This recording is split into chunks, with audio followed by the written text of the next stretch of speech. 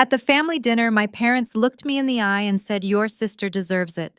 They handed her the keys to the trucking empire I had spent 10 years building and the deed to the house I had been secretly paying for. They gave her the money, the power, and the future, because she was the fragile one who needed a safety net, while I was the strong one who could survive the fall. 1 month later, my mother texted me in a panic saying the house payment is due and the bank is threatening to foreclose. I simply replied, "Not my house, not my bill." That was the moment I stopped being their safety net and started being their landlord. Before I tell you how I legally evicted my own parents and seized the family business for pennies on the dollar, please like this video and subscribe to the channel. If you have ever been punished for being the responsible one in a family of users, this story is for you. My name is Sophia, and I am 32 years old. For the last decade, I have served as the invisible backbone of Marcus Logistics, my father's trucking company in Seattle. The betrayal happened on a Tuesday night at the Prime Rib, an upscale steakhouse where the waiters wear tuxedos and the menu has no prices. We were celebrating my parents' 40th wedding anniversary.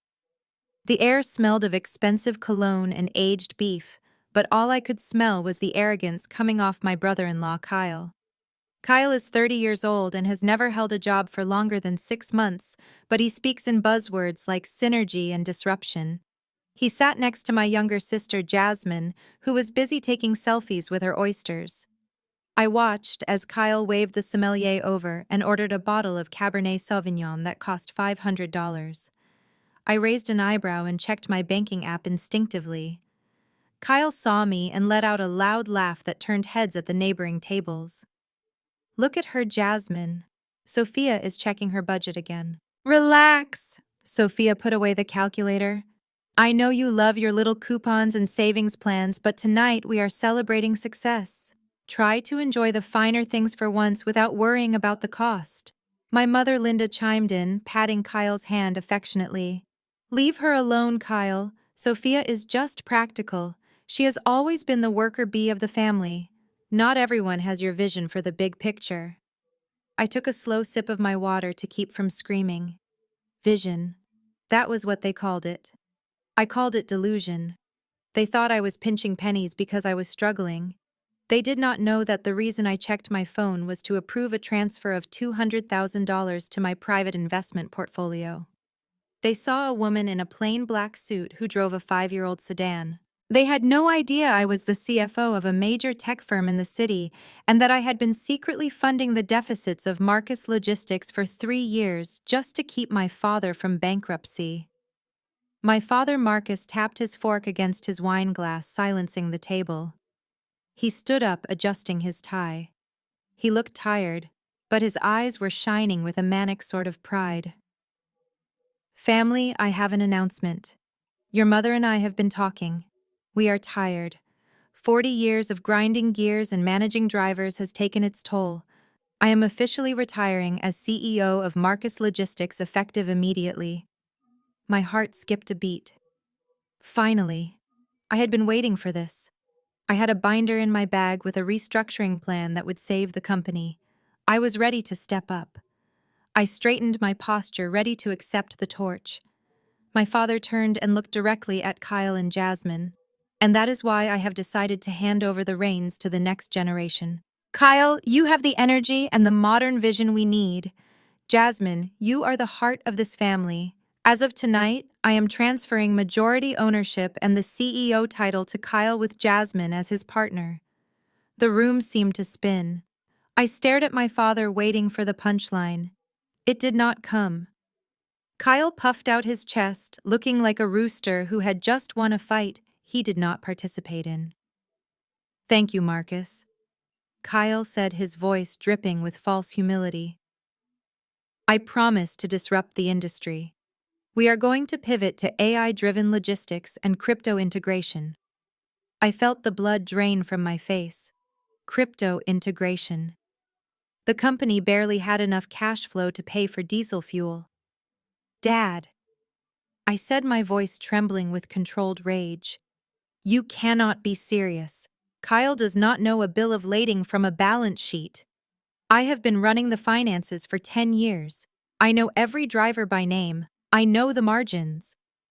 My mother cut me off, her voice sharp and dismissive. Sophia, stop it, stop it. Do not be jealous. This is ugly. You have always been good at the background work, the numbers, the paperwork. That is your lane. Kyle is a leader. He is a man with big ideas. Besides, you have your own little job at that tech startup, don't you? You are fine. I looked at Jasmine. My sister, the golden child. She was beaming, looking at the diamond bracelet on her wrist, probably bought with the company credit card I would have to pay off later. It gets better, Jasmine squealed. Tell her the rest, Daddy. My father cleared his throat, avoiding my eyes. Right. Since your mother and I are moving to Florida to a retirement community, we decided there is no point in keeping the big house. It is too much maintenance. So we have signed the deed over to Jasmine and Kyle. They are going to start their family there. It is a wedding gift, a little late but well deserved. The silence that followed was deafening. The house, the 5-bedroom estate in the hills, the house where I paid the property taxes, the house where I paid for the new roof last winter, the house where I lived in the in-law suite in the basement. Mom, I said quietly, I live there. My mother waved her hand as if swatting away a fly. Oh, Sophia, that is the other thing. You are strong. You are a survivor. You have always been so independent. Jasmine is different. She is sensitive. She needs stability to start a family. You have that nice salary. You can find an apartment. Actually, we need you to move out by this weekend. Kyle wants to turn the basement into his home gym and meditation center. Kyle smirked at me, raising his $500 glass of wine. Yeah, Sophia. No hard feelings, right? We just need the space. Synergy starts at home, you know. Plus, I will need you to come into the office tomorrow to hand over the laptop and show me the passwords. I am thinking of firing the old accounting team and automating it, but I need you to do the transition first. Maybe I can keep you on as a consultant. At an intern rate, of course, until revenue picks up. I looked at them. Really looked at them. My father, who valued a white man's empty words over his black daughter's decade of labor. My mother, who weaponized my strength to justify her neglect. My sister, who believed she was a princess because she had never been forced to be a warrior. Something inside me snapped, but it was not a loud snap. It was the quiet click of a vault door closing. I picked up my napkin and dabbed my mouth. I did not scream. I did not cry. I reached into my purse. They thought I was reaching for my wallet to pay the bill as usual. Instead, I pulled out a set of keys and a heavy black security token, the kind used to authorize wire transfers. I placed them gently on the white tablecloth next to the untouched breadbasket. You are right, Mom. I said, my voice steady and cold. I am strong. And you are right, Dad. Kyle has a vision. I stood up, smoothing out the wrinkles in my suit. Here are the keys to the office. Here is the bank security token. The passwords are on a sticky note in the top drawer. As for the house, do not worry about me moving out this weekend. I will move out tonight. Jasmine laughed nervously. Oh, don't be dramatic, Sophia. You don't have to leave tonight. You can sleep on the couch if you want. No, I said, looking down at her. I insist. You deserve everything you are getting, Jasmine. All of it. The assets, the house, and especially the liabilities. I turned to my father. You signed the transfer papers already, right? It is legally done. Yes. My father said, puffing on a cigar. My lawyers handled it this morning. Kyle is the owner of record as of 5 p.m. today. Good. I smiled, and it was the first genuine smile I had shown all night. I walked away from the table, leaving them with their expensive wine and their delusions of grandeur. I did not tell them that the corporate insurance policy was up for renewal at midnight, and I was the only authorized signatory. I did not tell them that the line of credit for fuel was guaranteed personally by me and would dissolve the moment I resigned.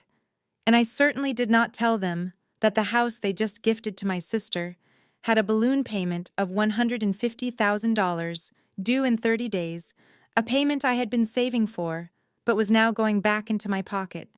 As I walked out into the cool Seattle air, I pulled out my phone and blocked their numbers one by one. My mother, my father, Jasmine, Kyle. Then I called the luxury apartment complex downtown, the one with the penthouse overlooking the city. Hello, this is Sophia. I would like to sign the lease for the unit on the 42nd floor. Yes, the one for $6,000 a month. I can move in tonight. I got into my car and drove away from the restaurant. I did not look back. They wanted me to be a stranger. Fine. They were about to learn that a stranger does not pay the bills. The next morning, I walked into the office of Marcus Logistics at 7 o'clock sharp, just as I had done every single day for the past decade. The warehouse smelled of diesel and stale coffee, a scent that used to make me feel proud, but today it just smelled like a burning ship. I wasn't there to work. I was there to erase myself. I spent 3 hours quietly transferring my personal files off the server and shredding documents that contained my private notes on the company's fragile solvency. I wanted to leave them with exactly what they asked, for a clean slate. At 10:30, Kyle finally strolled in. He was wearing a pinstripe suit that was too tight across the shoulders and holding a venti latte. He didn't look like a man ready to work. He looked like a man ready to pose for a magazine cover. He walked past the dispatchers who were frantically trying to route a delayed shipment and came straight to my desk. He didn't say good morning. He just tossed a single stapled document onto my keyboard with a careless thud. Sign this, Sophia.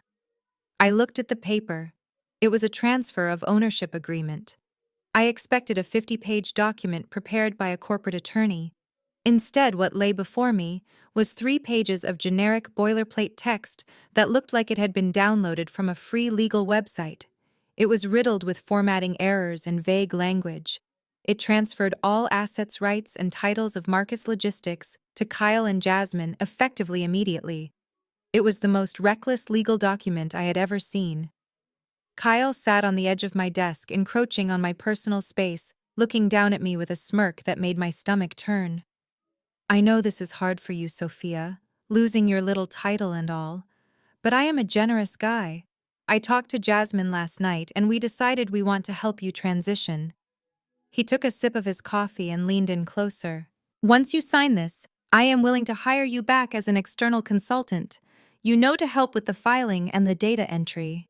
We can't pay you your old salary, obviously, since we are pivoting the company culture to be more lean and agile. But I can offer you $20 an hour. It is basically an internship rate. But think of the experience you will gain. You will get a front row seat to watch me disrupt the logistics industry. I can even mentor you on how to think like a CEO. I stared at him. $20 an hour. I was a chief financial officer who commanded a 6-figure salary in the tech world.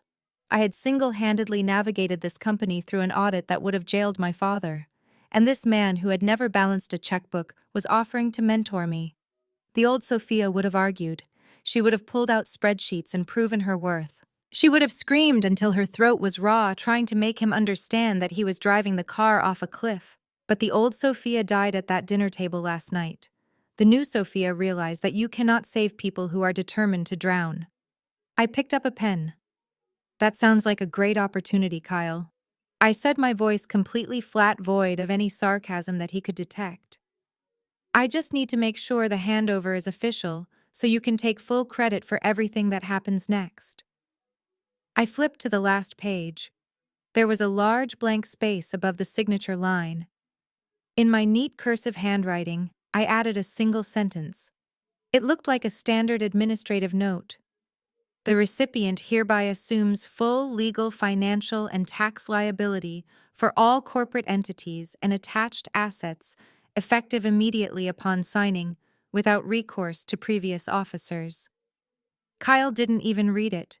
He was too busy texting someone, probably Jasmine, about how he had just handled me. I signed my name at the bottom. The ink was still wet when I pushed the paper back to him. Done. The company is yours, Kyle. He snatched the paper up and grinned. Great. Now hand over the office keys and the laptop. You can see yourself out. Oh, and Sophia, try not to look so gloomy. This is progress. I placed my keycard and the laptop on the desk. I stood up and smoothed out my skirt. Good luck, Kyle. You are going to need it. He laughed as I walked out the door. He had no idea that by signing that paper, he hadn't just taken ownership of the trucks. He had taken ownership of the $2 million debt that was attached to them. A debt that I had been shielding them from for years. I drove straight back to the house that was no longer mine. I spent the afternoon in the basement in-law suite packing my life into cardboard boxes. This apartment had been my sanctuary. I had paid for the renovation myself, installing soundproof walls so I could work late into the night without disturbing my parents. I had bought the furniture. I had painted the walls a soft sage green. Every corner of this room held a memory of my sacrifice. It was 6 in the evening when my mother Linda came down the stairs. She didn't knock. In 32 years, she had never learned to knock. She stood in the doorway, her arms crossed over her chest, looking at my progress with a critical eye. Are you almost done? Sophia. I didn't look up from the box I was taping shut. I am moving as fast as I can, Mom. I have a lot of things. Well, you need to hurry up. The contractors are coming tomorrow morning at 8 sharp. Kyle wants to start tearing down these walls immediately. I paused. My hands froze on the packing tape. Tearing down the walls? Yes. My mother said, stepping into the room and kicking a pile of my books aside to make space for herself. He is turning this basement into a home gym and a meditation center. He says the stress of being a CEO is going to be immense and he needs a place to decompress. He needs a sanctuary. I stood up slowly. A gym. He needs a gym more than your daughter needs a roof over her head. My mother sighed, the sound of a martyr who is tired of dealing with a difficult child. Oh, stop being so dramatic, Sophia. You are not on the street. You have plenty of money from that tech job of yours. You can go stay at a hotel. Or better yet, find a husband like your sister did, and maybe you wouldn't be in this situation. We let you stay here because we pitied you, because you were single and alone, but now the house belongs to Jasmine and Kyle. It is their time to build a life. You are just holding on to the past.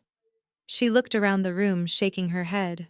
Honestly, Sophia, you should be grateful. We gave you a place to stay for years. Now be a good sister and get out of their way. Kyle has a vision for this family. I looked at my mother. I really looked at her. I saw the lines around her mouth that used to soften when I paid for her vacations. I saw the eyes that used to light up when I bought her expensive gifts. Now those eyes were cold and hard. She didn't see a daughter, she saw an obstacle. I felt a strange sense of calm wash over me. It was the calm of someone who finally realizes the game is rigged and decides to stop playing.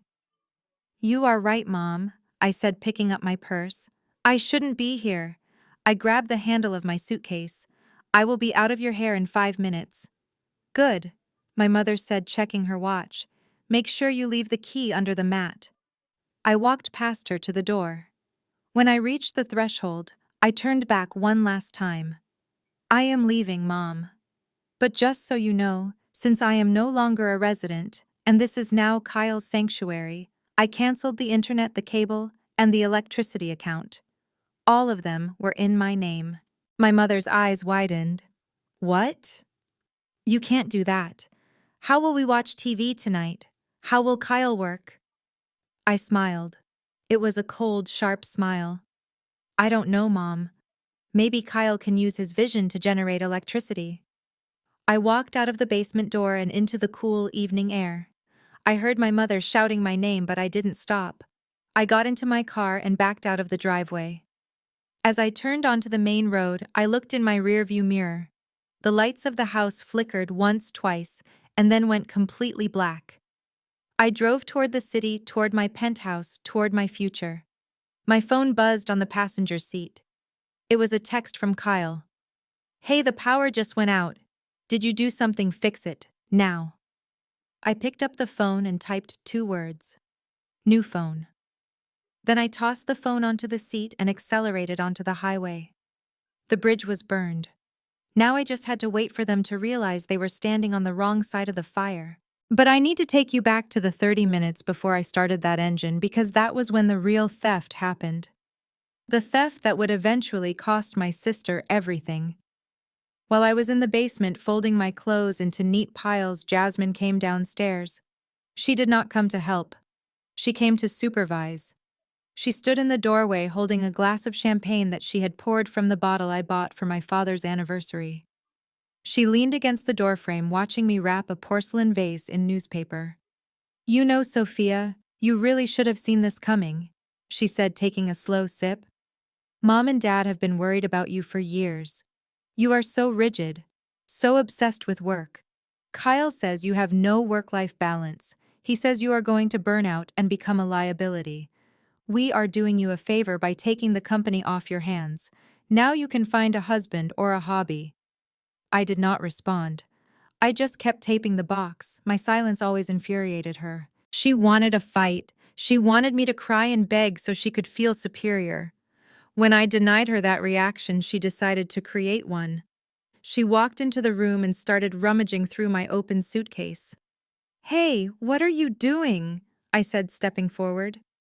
"Checking for company property," Jasmine said, tossing my silk blouses onto the floor. "Kyle said we need to make sure you are not taking anything that belongs to Marcus Logistics.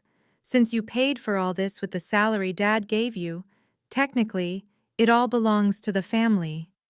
She froze. Her eyes locked onto an orange box sitting on top of my dresser. It was the unmistakable orange of Hermes. She lunged for it before I could stop her. She ripped the lid off and pulled out the leather handbag inside. It was a Birkin 30 in Togo leather. Her jaw dropped. "Oh my God," she whispered. "A Birkin. This is $20,000, Sophia.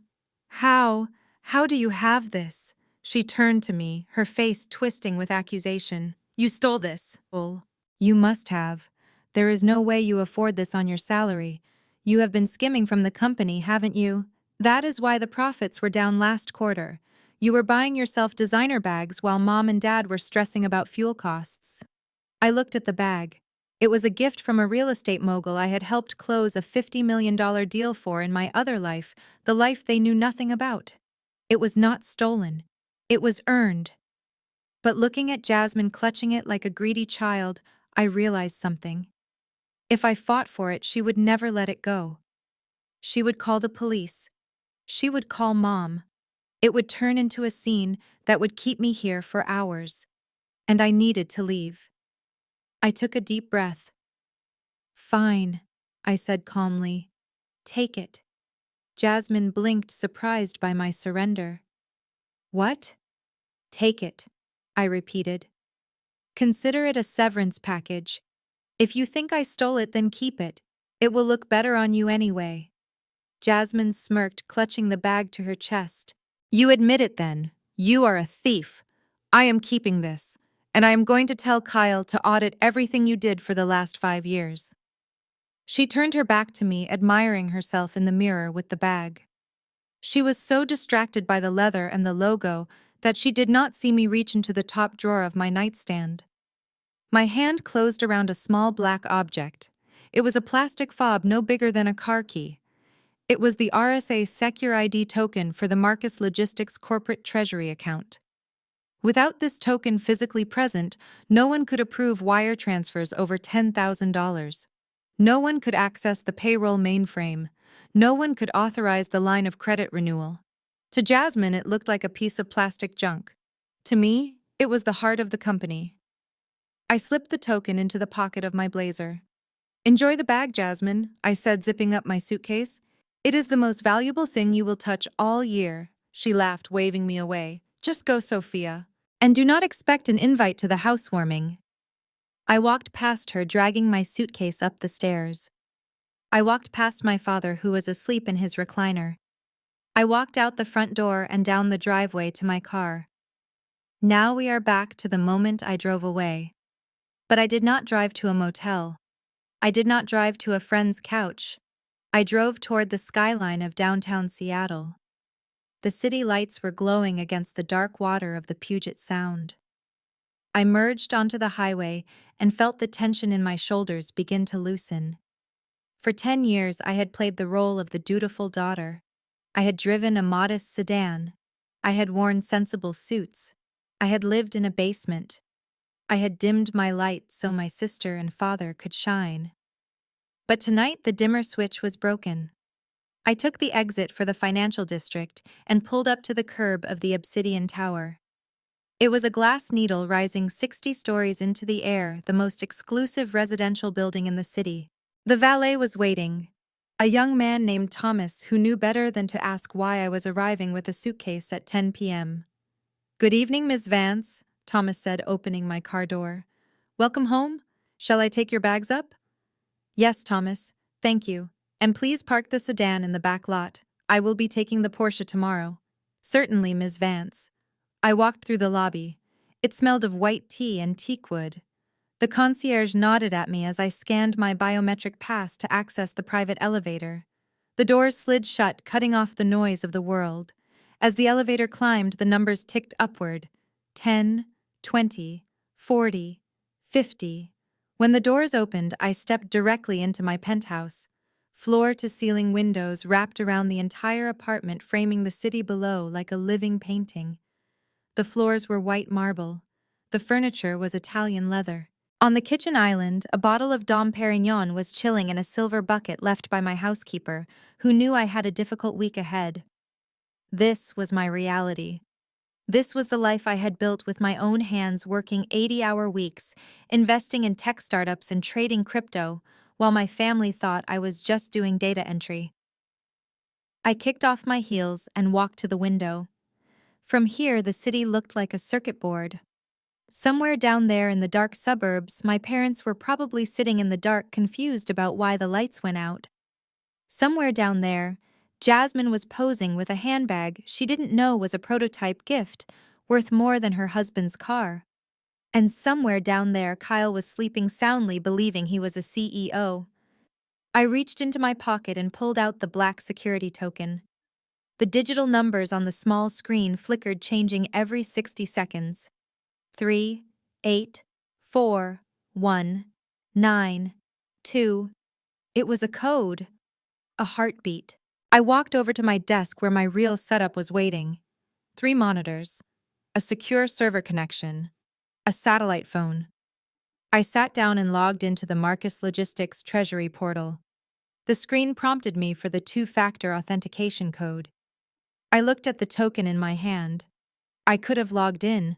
I could have transferred funds to cover the payroll that was due on Friday. I could have paid the insurance premium. I could have saved them. Instead, I opened the drawer of my mahogany desk and dropped the token inside. I locked the drawer and put the key in a small ceramic bowl. "Let them figure it out," I whispered to the empty room. I stood up and poured myself a glass of champagne. I walked out onto the balcony and let the cold wind hit my face. The air up here was thin and sharp. It tasted like freedom. My phone buzzed again. Another text from Jasmine. "I just looked up this bag online. It says waitlist only. You are so going to jail." I took a sip of champagne and typed a reply. "Check the inside pocket." I knew what she would find. A small card that said, "To Sophia. Thank you for making the impossible deal possible." Authentic prototype. Not for resale. It was proof of my competence, proof of my connections, proof that I existed in a world she could not even imagine. I turned off my phone. Tonight, I would sleep on Egyptian cotton sheets. Tomorrow, I would wake up and watch the empire I built crumble in the hands of the people who stole it. And the best part was, I wouldn't have to lift a finger. I just had to wait for the first check to bounce. The silence from the trucking company lasted exactly 48 hours. But I knew the silence from the house would not last nearly as long. You see, bricks and mortar do not care about family dynamics. They do not care about loyalty or betrayal. They only care about maintenance and mortgages. And the first of the month was approaching like a freight train with no brakes. For the past 5 years, my parents lived in what I call a bubble of blissful ignorance. They lived in a 5-bedroom colonial estate with heated floors and a pool that rivaled a resort. They drove luxury cars. They hosted lavish dinners. They believed that Marcus Logistics paid for all of it. They believed the company was a gold mine that funded their lifestyle effortlessly. They were wrong. The reality was that the trucking industry operates on razor-thin margins. The company made enough to pay the drivers and buy fuel, but it did not make enough to cover the $8,500 monthly mortgage on the estate. It did not cover the property taxes or the landscaping crew or the pool maintenance. I covered that. Every single month on the 1st at 9 a.m., a transfer of $8,500 left my personal account and went directly to the mortgage lender. I never told them. I called it my contribution to the household. I called it rent. But in reality, I was subsidizing their illusion of wealth.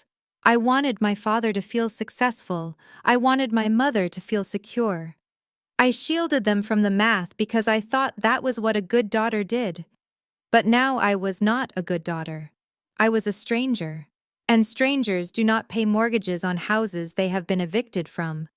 It was Tuesday morning when the notification hit my mother's phone. I know this because at 10 a.m. I was sitting in my office overlooking the Seattle harbor when my phone started vibrating with the specific ringtone I had assigned to my mother. It was a frantic, urgent ring. I let it go to voicemail. Then came the text messages. They started politely, but escalated quickly into the panic I had anticipated. Sophia, the bank just sent a weird alert. It says the mortgage payment is overdue. There must be a glitch in the autopay. Please call them and fix it ASAP. I stared at the screen and took a slow sip of my tea. A glitch. She thought it was a glitch. She had no idea that the autopay was linked to my checking account, and I had canceled it the night I moved out. I did not reply. 10 minutes later, another text came through. Sophia, are you getting these? The bank is saying we owe $8,500 plus a late fee. Why didn't the money go through? Did you forget to transfer it from the company account? I almost laughed out loud. The company account. If she checked the company account, she would find enough money to buy a used Honda Civic, not enough to pay for a mansion in the hills. I decided it was time to break the bubble. I did not want to engage in a conversation. I did not want to hear her voice. So I drafted a message that sounded as cold and mechanical as the system that was currently flagging their credit score. Please forward all billing inquiries to the current deed holders Kyle and Jasmine. I am no longer financially associated with this property or its expenses. All automatic payments from my personal accounts have been terminated effective immediately. I hit send. I imagined the scene in the kitchen. My mother reading the text. Her reading glasses perched on her nose, her face turning from confusion to shock, and then to blinding rage. She would show it to my father. He would bluster and shout about how ungrateful I was. They would call Kyle. Kyle would tell them not to worry, that he would handle it. But Kyle had no money. The response from my mother came 3 minutes later. It was not a text. It was a novel. You ungrateful child. After everything we did for you, we put a roof over your head, we let you live in our basement, and this is how you repay us, by trying to sabotage your sister's happiness. You know Kyle and Jasmine are just getting started. They don't have that kind of cash flow yet. You need to pay this, Sophia. It is your moral obligation. You lived here for free for years. For free. The words burned. I had paid over $500,000 into that house over the last 5 years. I had paid for the roof. I had paid for the new boiler. I had paid for the very phone she was texting me on. And now she was rewriting history to make me the freeloader. I blocked her number. But blocking her number did not stop her rage. It just redirected it. An hour later, my best friend Tasha called me. Girl, you need to get on Facebook right now. Tasha said, her voice low. Your mom is losing it. I opened my laptop and navigated to my mother's profile. And there it was, a public post that was rapidly gathering likes and comments from the church ladies and the extended family. It breaks a mother's heart when a child turns their back on family. We raised Sophia to be generous and kind, but money has changed her. She has abandoned us in our time of transition. She has left her sister and new brother-in-law to drown just out of jealousy. Please pray for her soul. We are shocked by her cruelty. Below the post, the comments were pouring in. Oh, Linda, I am so sorry. Money is the root of all evil. I always knew she was stuck up. She thinks she is better than everyone just because she has that fancy job. Don't worry, Linda. God will provide. Shame on Sophia. I read the comments and I felt a strange detachment. A year ago, this would have crushed me. I would have rushed to fix it to clear my name to buy their silence. I would have paid the $8,500 just to stop the gossip. But today, I saw it for what it was. It was manipulation. It was a performance. My mother was using public shame to force me back into my role as the family ATM. She didn't care about my soul. She cared about her credit rating. I closed the laptop. I did not comment. I did not defend myself. I knew something the church ladies didn't know. I knew that a Facebook post could not pay a mortgage. I knew that prayers could not stop a foreclosure process. And I knew that in 30 days, when the second payment was missed, the bank would send a notice of default. And unlike my mother, the bank did not post on Facebook. They posted eviction notices on front doors. My mother wanted a villain for her story, so I would let her have one. I would be the villain. I would be the cold, heartless daughter who abandoned them. Because being the villain was free. Being the hero was costing me $8,500 a month, and I was done paying the price of admission to a family that did not want me. I picked up my phone and opened my banking app. I looked at the $8,500 sitting in my savings account. I transferred it to my investment portfolio. Then I called my lawyer. Hello, Sophia? He answered on the first ring. Hi, David, I said. I need you to set up a Google alert for a specific property address.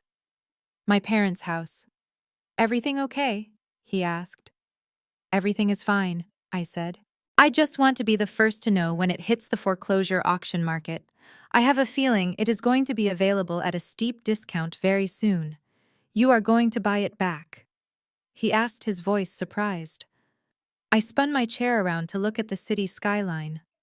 Oh, I am not just going to buy it back, David. I am going to buy it as an investment property. And if the current tenants want to stay, they are going to have to sign a lease. And I can promise you the rent will not be free. I hung up the phone. The war had moved from the warehouse to the living room. They wanted to play house. Fine. I would let them play. But they were about to learn that in the real world, you have to pay to play. And the landlord was done being generous.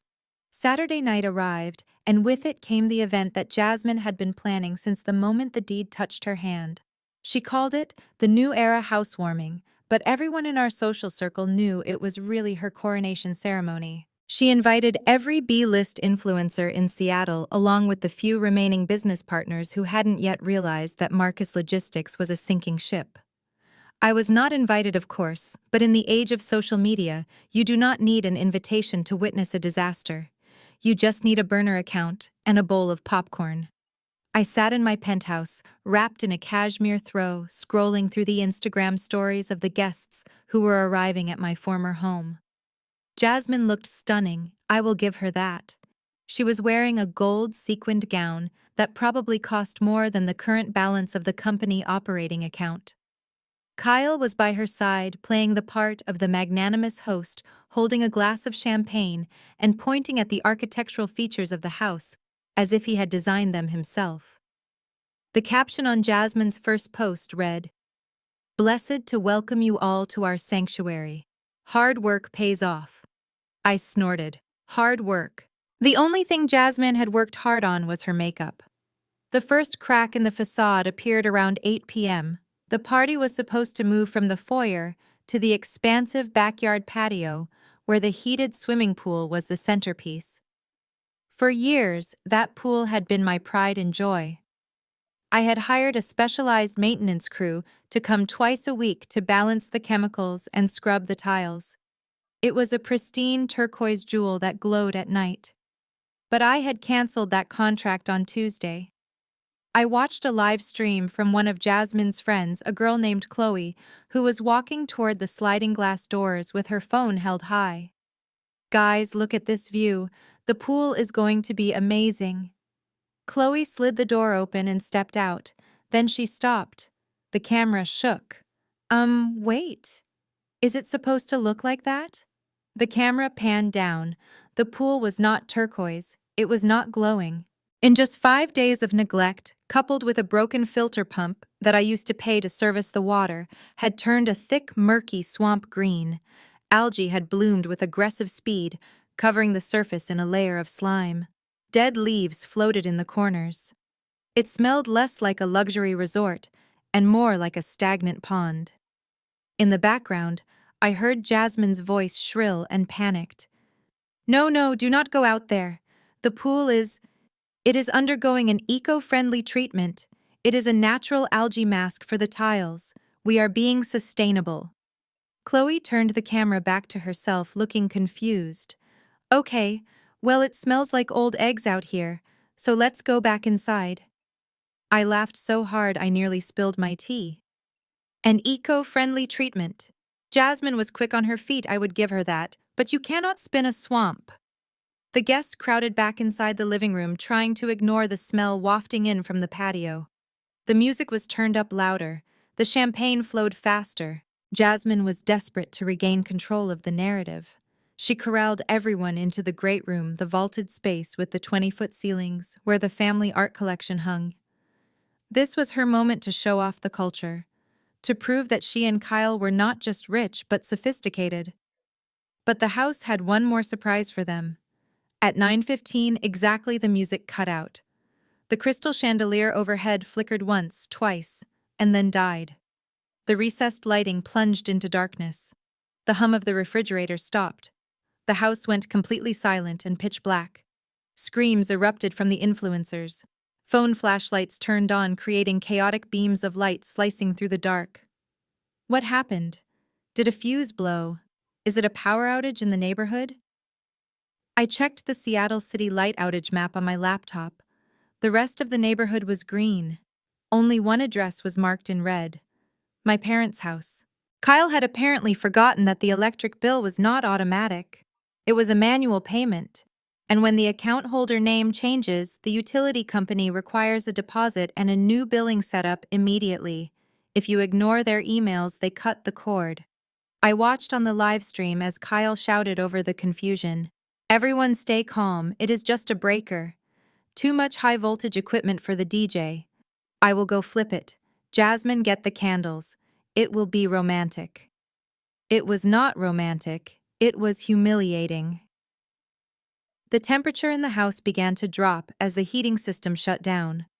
Jasmine scrambled to light the expensive scented candles I had left behind, trying to create an ambiance that didn't scream failure.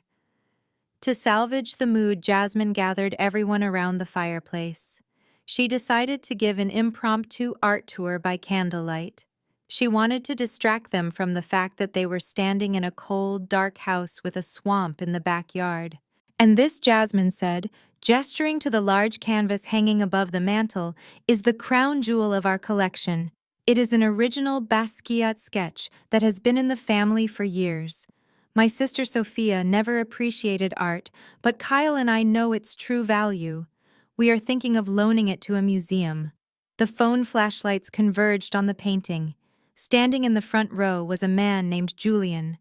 I knew Julian. He was an art appraiser for a gallery downtown and a friend of one of the guests. He wasn't there to be polite. He was there to judge. Julian stepped closer, squinting in the dim light. He tilted his head. He reached out a hand, not touching the canvas, but hovering close enough to see the texture. Jasmine, Julian said, his voice cutting through the murmurs. Where did you say this came from? It is an heirloom, Jasmine said, holding her chin high. Why? Julian laughed. It wasn't a nice laugh. Honey, this isn't a Basquiat. This is a poster. Look at the corner. You can see the pixelation from the print job. And here at the bottom it says Museum of Modern Art Gift Shop 2015. The room went deadly silent. Jasmine's face went pale in the candlelight. That is impossible. It hung here for years. Sophia bought it at auction for $50,000. I saw the receipt. Well, Julian drawled, turning to face the crowd.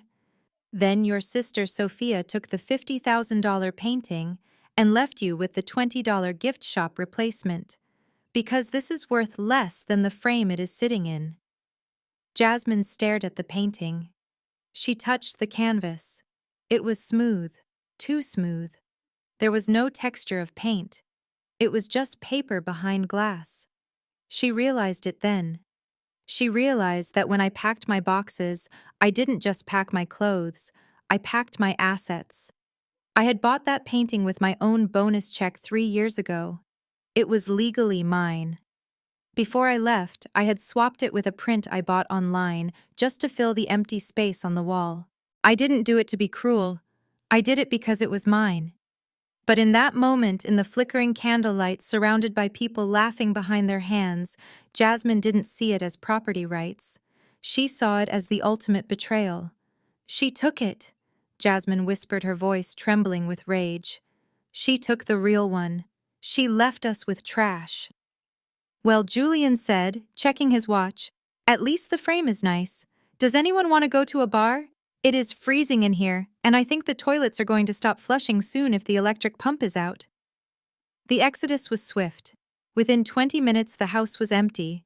The influencers fled to warm bars where they could post their snarky updates about the disastrous party. I closed my laptop. Jasmine was standing in the dark in a cold house next to a fake painting overlooking a green pool. She wanted the lifestyle I had built, but she didn't realize that the lifestyle required maintenance. It required bills. It required attention to detail. She wanted the glory. I kept the infrastructure.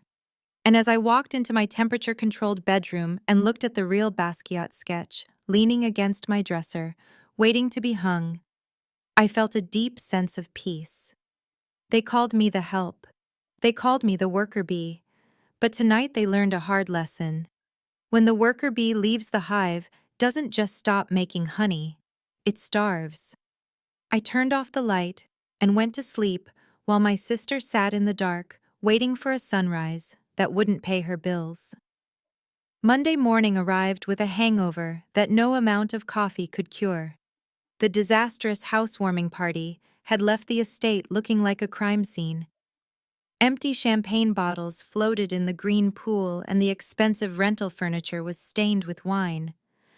But the real crime scene was about to be discovered at the office of Marcus Logistics. I was sitting in my corner office at the investment firm, reviewing a portfolio, when my phone alerted me to a status change on a government monitoring site.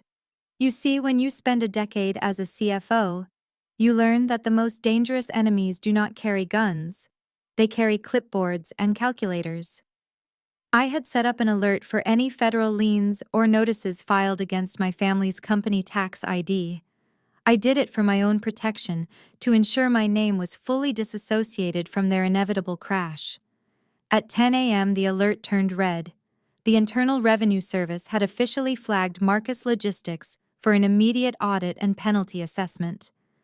Back at the house, the mailman walked up the driveway past the overflowing trash cans and delivered a thick white envelope with the Department of the Treasury seal in the top corner. My mother, Linda, collected it. She didn't open it. In her mind, government letters were things that Sophia handled. She just tossed it onto the kitchen island where Kyle was nursing a headache and eating dry toast. "Here, Kyle," my mother said. "It looks official, probably just the renewal for the business license." Kyle picked up the envelope. It was heavy. He tore it open with a butter knife, his hands shaking slightly from the stress of the weekend. He pulled out a stack of papers stapled together. The cover letter was printed on stiff formal paper. I wasn't there, but I know exactly what happened next, because my father's blood pressure monitor logs, which were linked to the family cloud account that I still had access to, showed a spike that nearly broke the machine at exactly 10:15. Kyle read the first line. Notice of penalty for failure to file and intent to levy. He blinked. He rubbed his eyes. He read it again. Dear taxpayer, Our records indicate a significant discrepancy in your quarterly payroll tax filing. Furthermore, deductions claimed for personal real estate improvements have been flagged as fraudulent. You are hereby assessed a penalty of $150,000 due within 10 days. Failure to remit payment will result in the immediate freezing of all associated assets. Kyle dropped the letter. It fluttered to the floor, landing face up near my father's feet. My father Marcus had walked into the kitchen looking for coffee. He looked at Kyle's pale face. "What is it, son? Bad news about a shipment." Kyle tried to cover it up. He tried to laugh. "No, Dad. Just some bureaucratic nonsense. The IRS makes mistakes all the time. I will call them and clear it up. It is just a computer error." But my father knew business. He knew that computer errors didn't make grown men turn the color of ash. He bent down and picked up the letter. "Give me that." "No. Dad, really, do not worry about it." My father snatched the letter. He put on his reading glasses. The silence in the kitchen stretched for an agonizing minute. The only sound was the humming of the refrigerator that I had paid to repair 3 years ago. $150,000. My father whispered. Fraudulent deductions. He looked up at Kyle, his eyes wide with horror. "Kyle, what did you do? What did you file?" Kyle started backing away, his hands up in a defensive posture. "I just tried to be smart, Dad. I used that new accounting software. It said we could write off the house transfer as a business loss because it was a corporate gift. And I listed the pool cleaning as facility maintenance. I was trying to lower our tax burden. Sophia always paid too much in taxes. I was trying to save us money. You tried to write off a swimming pool as a business expense." My father roared. His face turned a deep, alarming shade of purple. "Are you insane? That is tax evasion, Kyle. That is federal prison." My mother rushed over, clutching her pearls. "Marcus, calm down, your heart." But it was too late. The stress of the last week, the realization that his legacy was crumbling, and the shock of the penalty was too much for a 60-year-old man with a history of hypertension. My father clutched his chest. He gasped for air, his eyes rolling back in his head. He collapsed onto the cold tile floor with a sickening thud. "Marcus!" My mother screamed. The next hour was a blur of sirens and flashing lights. The ambulance pulled into the driveway, casting red shadows on the rotting green pool. The paramedics loaded my father onto a stretcher. My mother was sobbing, holding his hand. Kyle stood in the doorway, looking useless, holding the IRS letter like a weapon he had accidentally fired. At the hospital, the doctors managed to stabilize him. It was a minor heart attack brought on by acute stress. He would survive, but he needed rest. He needed peace. Instead, he got a war room. I received a text from a cousin who worked at the hospital. She told me everything. She told me that as my father lay in the hospital bed, hooked up to monitors, my family did what they always did. They found a way to blame me. My mother stood by the bedside, wiping tears with a tissue. "This is Sophia's fault," she said, her voice trembling with misplaced righteousness. "If she hadn't left us in the lurch, this wouldn't have happened. She knew the taxes were due. She set us up. She probably changed the codes on the software so Kyle would make a mistake. She wants to see us fail. She wants to kill her own father." Jasmine nodded aggressively. "She is evil, Mom. She walked out knowing we didn't understand the tax code. She did this on purpose. She is punishing us for being happy." Kyle seized on this narrative. It was his lifeline. "Exactly," he said, pacing the hospital room. "She didn't leave any instructions. How was I supposed to know that the pool wasn't a deductible asset? She sabotaged the filing system. I am going to tell the IRS that. I will tell them it was the previous CFO's negligence. They stood there in that sterile white room rewriting reality to fit their ego. They didn't care that I had left a detailed binder labeled tax compliance on my desk. They didn't care that I had offered to stay for 2 weeks to train them, and they had laughed in my face. They needed a villain, and I was the perfect candidate. But while they were busy blaming me, reality was still ticking. The IRS did not care about family drama. The 10-day clock was running. Kyle excused himself from the room, saying he needed to go to the cafeteria to get coffee. But he didn't go to the cafeteria. He went to his car. He sat in the driver's seat of his leased BMW and stared at the dashboard. He was trapped. The company account was empty. His personal credit cards were maxed out from the party. The bank wouldn't loan him a dime. And in 9 days, the government was going to seize everything, including the trucks and the house. He needed cash, fast. He opened the glove compartment and pulled out a stack of documents he had taken from my father's home office before the ambulance arrived. It was the file for the Oakwood Retirement Trust. This was my parents' nest egg. It was a protected fund that I had set up for them 5 years ago. It had over $300,000 in it. Money meant for their old age. Money that was supposed to be untouchable. Kyle flipped through the pages. His eyes scanned the withdrawal terms. Funds may be withdrawn for emergency medical or housing purposes. His eyes lit up. This was it. This was the lifeline. He could withdraw the $150,000, pay the IRS penalty, and then pay it back later when his big crypto investments took off. It was perfect. But then his finger stopped at the bottom of the page. Signature of trustee required for all withdrawals over $10,000. Trustee Sophia Vance. Kyle cursed. He slammed his hand against the steering wheel. Of course. Sophia, always Sophia. I had set myself up as the trustee precisely to prevent my parents from spending their retirement on bad investments or giving it to Jasmine. Kyle looked at the signature line. He looked at the bold black ink where I had signed my name years ago. It was a distinct signature, sharp and elegant. He looked around the parking lot. No one was watching. He reached into his pocket and pulled out a pen.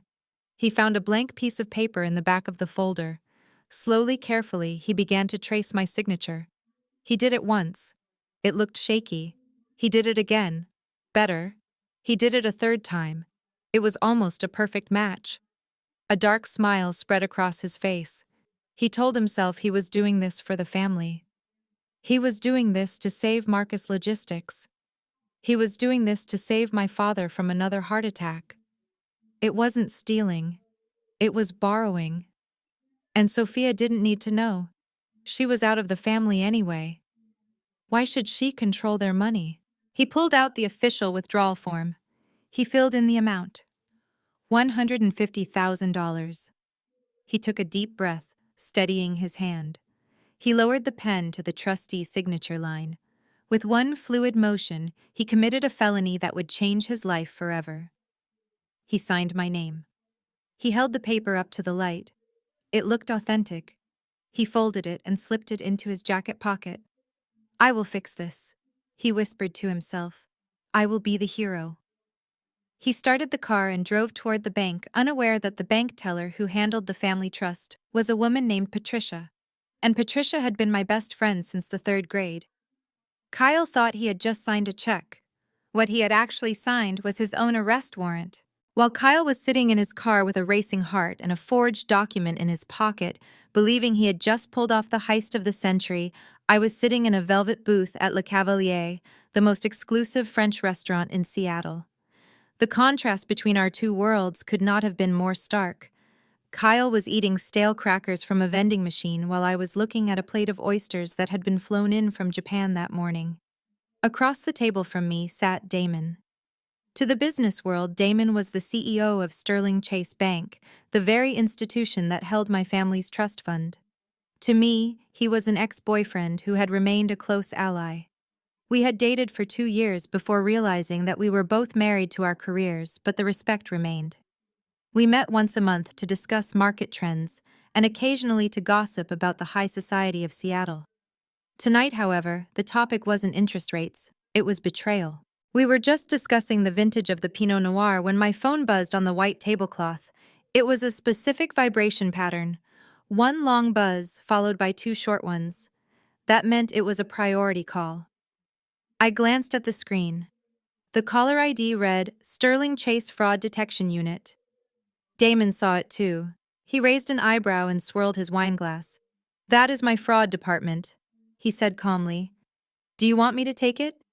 No, I said, picking up the phone. This is personal. I answered the call, keeping my voice low and steady. This is Sophia Vance. Ms. Vance, this is Sarah from the fraud prevention team at Sterling Chase. We have flagged a suspicious transaction request on the Oakwood Retirement Trust account. A withdrawal form for $150,000 was just submitted at our downtown branch. The signature matches yours on file, but the timestamp and the teller notes raised a red flag. The individual who submitted it was a male claiming to be your personal assistant. I felt a cold chill run down my spine. A male, personal assistant, Kyle. He hadn't just forged my name, he had impersonated my staff. He was desperate, he was reckless, and he was stupid. Ms. Vance. Sarah continued, her voice anxious. Did you authorize this withdrawal? If not, we will reject it immediately and notify the police. I paused. My instinct was to scream no. My instinct was to send the police to the bank lobby right now and have Kyle dragged out in handcuffs. But then I thought about the game I was playing. If I stopped him now, he would just claim it was a misunderstanding. He would say he brought the wrong paperwork. He would spin a story to my parents about how the evil bank made a mistake. He would play the victim. I needed him to be the villain. I needed him to commit the crime so fully and so completely that there was no way to spin it. I needed him to think he had gotten away with it so he would spend the money. Once that money was gone, once it was transferred to the IRS to pay the penalty, he would be on the hook for wire fraud, identity theft, and elder abuse. I looked at Damon. He was watching me with intense curiosity. Sarah, I said, my voice turning into ice, do not reject the transaction. There was a silence on the other end of the line. I am sorry, Ms. Vance. You want me to approve it? No, I said. I want you to mark it as pending. Put a 24-hour hold on the funds for administrative review, but tell the individual that it has been processed. Give him a receipt. Let him walk out of the bank believing the money is on its way. But Ms. Vance, if we do that, the funds will be in limbo. Why would you want to delay reporting a crime? Because Sarah, I said, looking directly into Damon's eyes. I want to see what he does next. I need him to think he won. Keep it pending until tomorrow morning, then call me. I hung up the phone. Damon put down his wine glass. He leaned forward, his expression serious. Sophia, you just told my fraud department to override a safety protocol.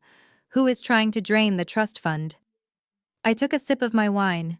The liquid was cool, but it didn't soothe the fire in my chest. It was Kyle. Damon shook his head, letting out a low whistle. The brother-in-law. The one who thinks he is the next Elon Musk.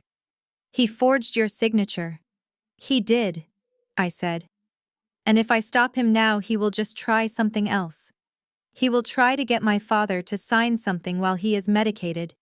He will try to sell the trucks on the black market. I need to trap him, Damon. I need him to hang himself with his own rope. Damon nodded slowly. He understood the strategy. He dealt with white-collar criminals every day. He knew that the most effective way to catch a thief was to let him hold the bag. So, what is the plan? Damon asked. The plan is to let him sleep well tonight, I said, slicing into my steak. Right now, he is probably driving home thinking he is a genius. He thinks he saved the company. He thinks he outsmarted me. Tomorrow he will wire that money to the IRS. And the moment that wire hits the Federal Reserve, I will report the fraud. And then, Damon asked, and then the IRS will seize the funds because they are proceeds of a crime. But they won't credit the company's tax debt because the payment was fraudulent. So the company will still owe the penalty, and the trust fund will be empty. Damon winced. That is brutal, Sophia. Your parents will lose their retirement money. They already lost it, Damon, I said quietly. They lost it the day they handed the keys to a man who thinks rules are optional. If I save the money now, they will just give it to him next week legally. I have to let it burn. I have to let them see the ash so they finally understand that fire is dangerous. We ate in silence for a few minutes. The clinking of silverware against china sounded loud in the quiet restaurant. You know, Damon said, wiping his mouth with a linen napkin. I can have the security team pull the footage from the branch. We have him on 4K video handing the slip to the teller. We have the IP address of the device he used to check the balance 5 minutes before walking in. We have everything. Keep it, I said. Send a copy to my personal lawyer. Do not send it to the police yet. I want to deliver it myself. Damon reached across the table and covered my hand with his. His skin was warm, and for a second I allowed myself to feel the comfort of having someone on my side. You are playing a dangerous game, Sophia.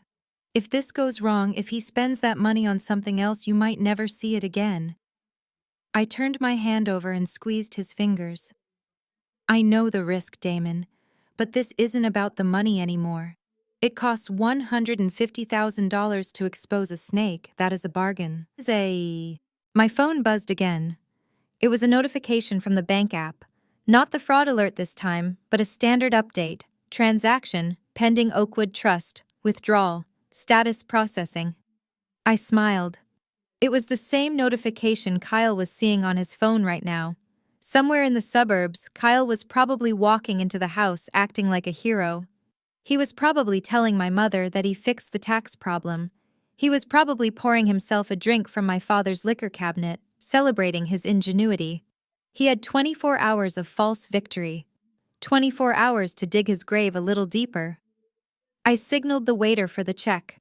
Put it on the corporate card, Damon, I said with a smirk. After all, I am helping the bank catch a criminal.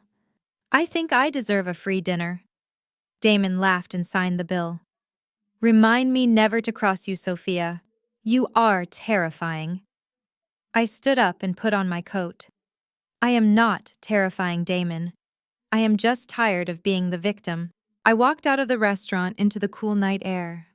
The city felt different tonight. It felt like a chessboard, and for the first time in weeks I knew exactly where the king was going to fall. The countdown had begun. Tick-tock, Kyle. Tick-tock. The lobby of the Obsidian Tower is designed to feel like a sanctuary, a place of hushed tones and polished marble, where the chaos of the city is left at the revolving doors. It smells of white tea and money. But on Tuesday afternoon, that sanctuary was shattered by the one sound that had haunted my childhood, the sound of my mother screaming. I was upstairs in my penthouse, reviewing the digital file of the pending wire transfer that Kyle had initiated when my intercom buzzed. It was Thomas, the concierge. His voice, usually calm and professional, sounded strained. Miss Vance, I am terribly sorry to disturb you, but there are 2 women down here demanding to see you. One of them is claiming to be your mother. She is causing quite a scene. I have told them you are unavailable, but they are refusing to leave. They are threatening to call the press. I looked at the monitor. There they were. My mother Linda and my sister Jasmine standing in the center of the pristine lobby like 2 hurricanes. My mother was wearing her church hat, which she always wore when she wanted to project authority, and Jasmine was live streaming the entire tantrum on her phone. I sighed. I knew this moment would come. They were desperate. The IRS letter had spooked them, and instead of looking for a solution, they were looking for a scapegoat. They wanted to drag me back into their mess. They wanted to shame me into submission. I pressed the talk button. It is okay, Thomas. Do not call the police yet. I am coming down. And Thomas, please ask Mr. Sterling to meet me at the elevator bank.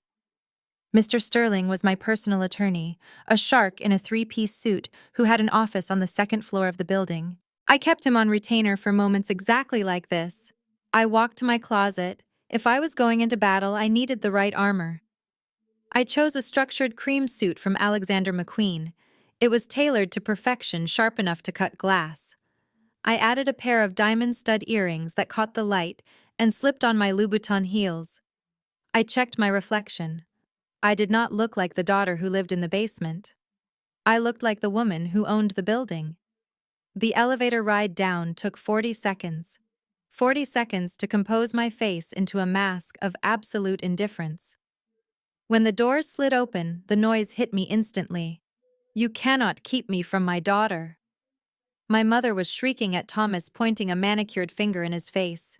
She is hiding in there. She abandoned her father in a hospital bed. She is a monster. Jasmine was panning her phone around the lobby, narrating to her followers. Guys, look at this place. This is where she is hiding while our dad is fighting for his life. She is so selfish. Then they saw me. The elevator doors opened, and I stepped out, flanked by Mr. Sterling, who was holding a thick manila envelope.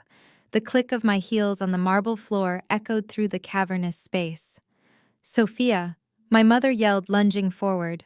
Mr. Sterling stepped in front of me, holding up a hand. Step back, Mrs. Vance. Keep a distance of at least 10 feet. My mother stopped, skidding to a halt. She looked at Mr. Sterling, then at me. Her eyes were red-rimmed and wild. Sophia, she gasped. How can you be so cold? Your father is in the cardiac unit. He almost died yesterday because of the stress you caused. And you are here, in this palace, ignoring our calls. She took a step closer, ignoring the lawyer. We need money, Sophia. The IRS made a mistake. They want $150,000. We know you have it. We know you have a savings account. You need to give it to us. It is for your father. Do you want him to die? Do you want to be responsible for his death? I looked at her. I looked at the woman who had kicked me out of my home less than a week ago. I looked at the sister who had stolen my handbag. I am not responsible for his health, Mother. I said, my voice calm and steady.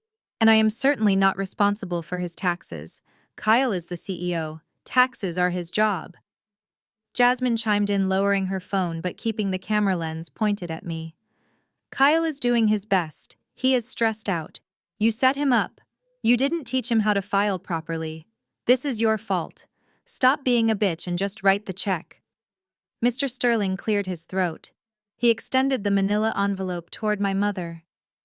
Ms. Jasmine Vance. Mrs. Linda Vance. This is for you. My mother swatted the envelope away. I do not want your letters. I want my daughter to come home and fix this.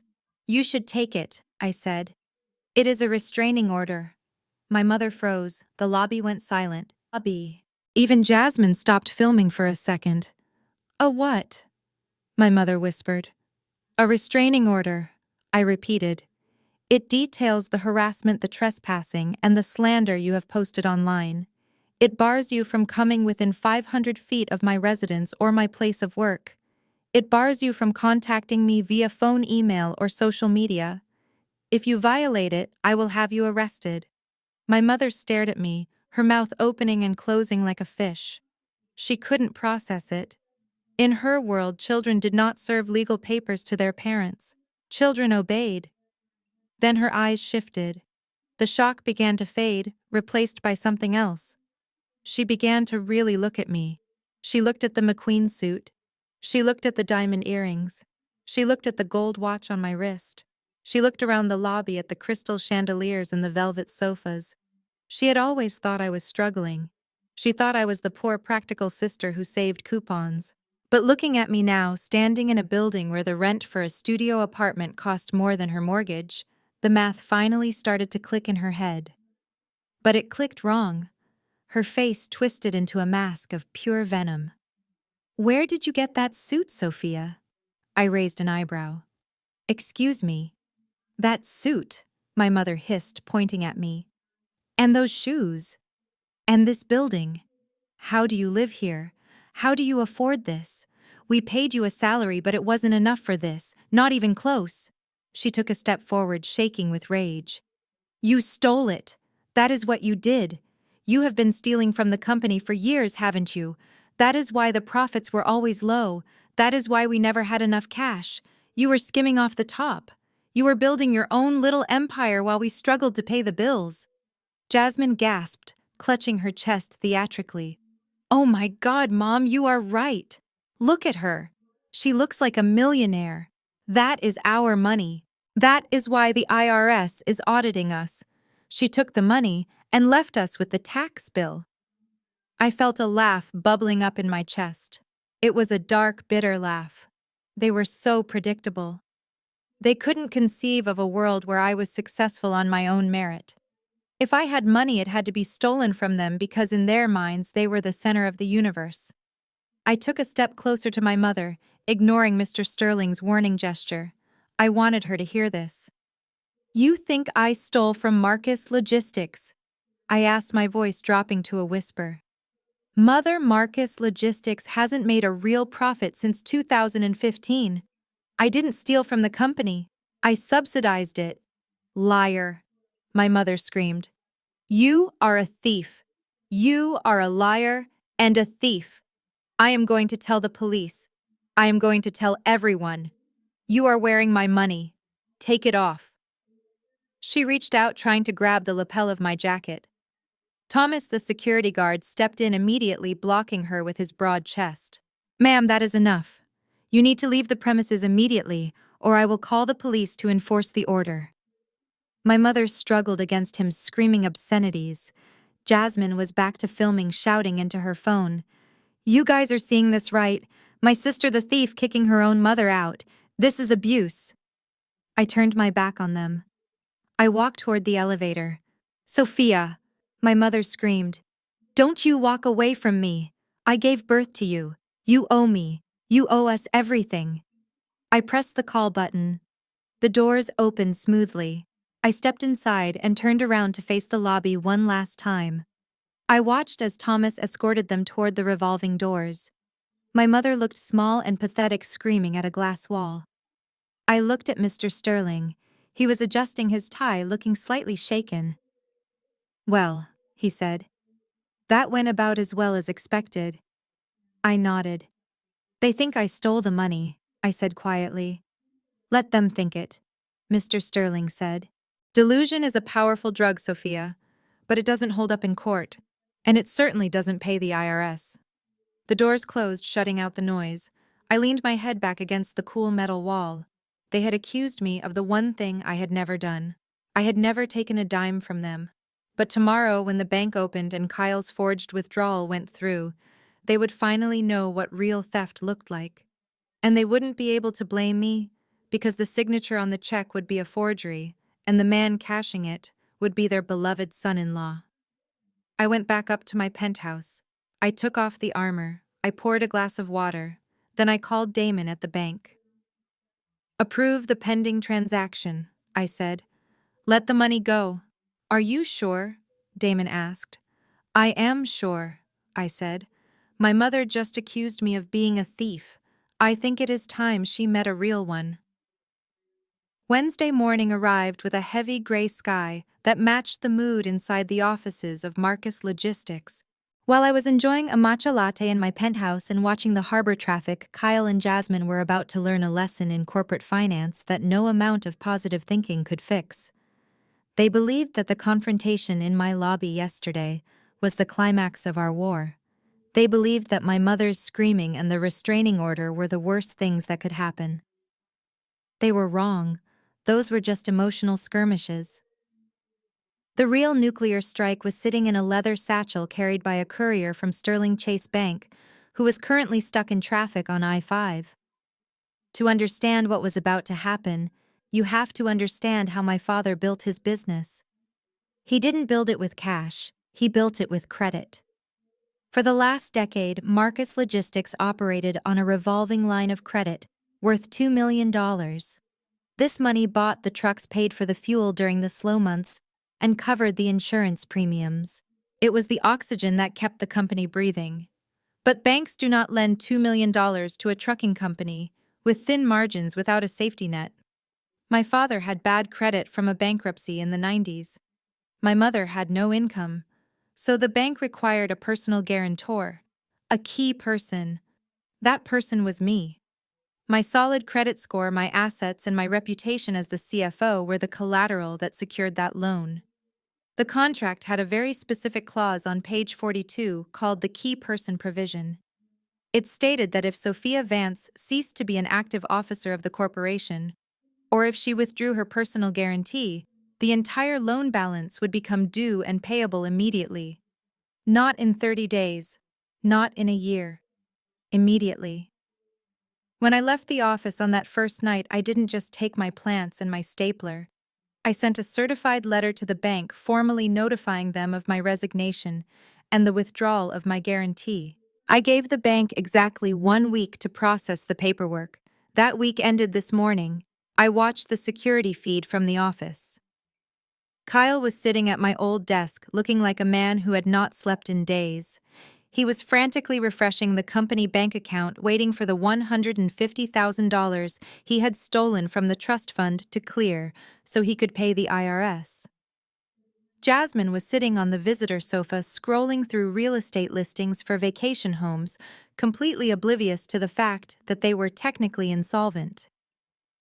"We just need to get through this week, babe," Kyle said, rubbing his temples. "Once the tax thing is paid, we can focus on growth.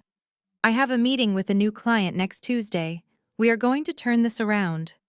Jasmine nodded, not really listening. "I was thinking we should redecorate this office," she said, looking around. "It is so drab. Maybe some modern art. And we need to get rid of Sophia's old chair. It has bad energy." Before Kyle could respond, the door opened. It wasn't a client. It wasn't a driver. It was a man in a sharp charcoal suit holding a red folder. He didn't wait to be invited in. He walked straight to the desk and placed the folder in front of Kyle. "Mr. Kyle Miller?" the man asked. "Yes. Who are you?" "I am the legal representative for the commercial lending division of Sterling Chase Bank. This is a formal notice of default and acceleration." Kyle laughed nervously. A nervous laugh was becoming his signature sound. "Default. What are you talking about? We pay the interest every month. Look, I know things are a little tight right now, but the payment isn't late." The man didn't smile. He didn't blink. "This has nothing to do with the monthly payment, sir. This is a call on the loan principal." Kyle stared at him. "A call on the what?" "Please read the document." Kyle opened the red folder. His eyes scanned the legal jargon. I could see the moment his brain stopped working. "Pursuant to the Key Person Clause Section 42, Paragraph B, regarding the departure of Guarantor Sophia Vance, Sterling Chase Bank hereby exercises its right to call the outstanding line of credit. The full principal balance of $2,140,000 is due immediately." Kyle looked up. His face was the color of old paper. "$2 million, he whispered. "You want $2 million. Now." "Correct," the man said. "If the funds are not wired by close of business tomorrow, the bank will move to seize all collateral assets. This includes the fleet of 18 trucks, the warehouse property, and all receivables. Furthermore, since the loan was secured by the personal assets of the guarantor and the primary shareholders, we will be placing liens on any associated real estate." Jasmine stood up. She dropped her phone. "Wait," she said, her voice shrill. "What do you mean, assets? What real estate?" The man turned to her. "The company is the primary borrower, ma'am, but the loan is cross-collateralized. If the company cannot pay, we take the trucks. If the trucks do not cover the debt, we look to the guarantors. However, since Ms. Vance has exited the agreement, the debt falls solely on the current owners of record." He looked at Kyle. "That would be you, Mr. Miller. And you, Mrs. Miller. As you signed the transfer of ownership documents last week, you assumed all corporate liabilities." Kyle slumped back in my chair. The chair with the bad energy. "But we don't have $2 million, he stammered. "We don't even have $2,000. "Then I suggest you liquidate immediately," the man said. "You have 48 hours before the sheriff arrives to padlock the gates. Good day." The lawyer turned and walked out, leaving a silence so heavy it felt like it would crush the building. Jasmine walked over to the desk. She snatched the paper from Kyle's hand. She read the number. $2 million. She read the reason. Departure of Sophia Vance. She did this. Jasmine screamed. She threw the paper across the room. She knew this would happen. That is why she tricked us into signing those papers. She knew the loan would explode. Kyle didn't scream. He was doing math in his head. Terrible, terrifying math. "It is not just the loan, Jasmine," he said, his voice shaking. If the bank seizes the trucks, we can't deliver the goods. If we can't deliver the goods, the clients sue us. And if the bank takes the warehouse—" He looked up at her, tears streaming down his face. "The warehouse is the only asset we have. If we lose that, we lose everything. And the house is in the company name too, Jasmine." Jasmine froze. "What did you say?" "The deed transfer," Kyle said, burying his face in his hands. "To save on taxes, I transferred the house into the company LLC. If the bank seizes the company assets, they take the house," Jasmine whispered. "My house, my sanctuary." She fell onto the sofa. The realization hit her like a physical blow. They hadn't inherited a fortune. They hadn't been gifted an empire. They had been handed a grenade with the pin pulled out, and I was the one holding the spoon. My parents had given them everything, but without me, everything was nothing.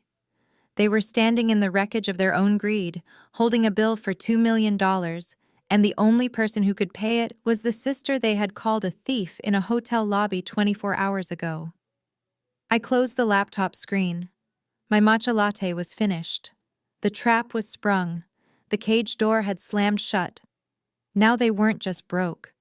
They were drowning in debt that would follow them for the rest of their lives. And the worst part for them wasn't the money. It was the knowledge that I had warned them. I had told them on that first night that they deserved everything they were getting, assets and liabilities. They finally understood the difference. My phone buzzed. It was Damon. "The wire transfer for the trust fund just cleared. The money is in Kyle's account." I smiled. Perfect.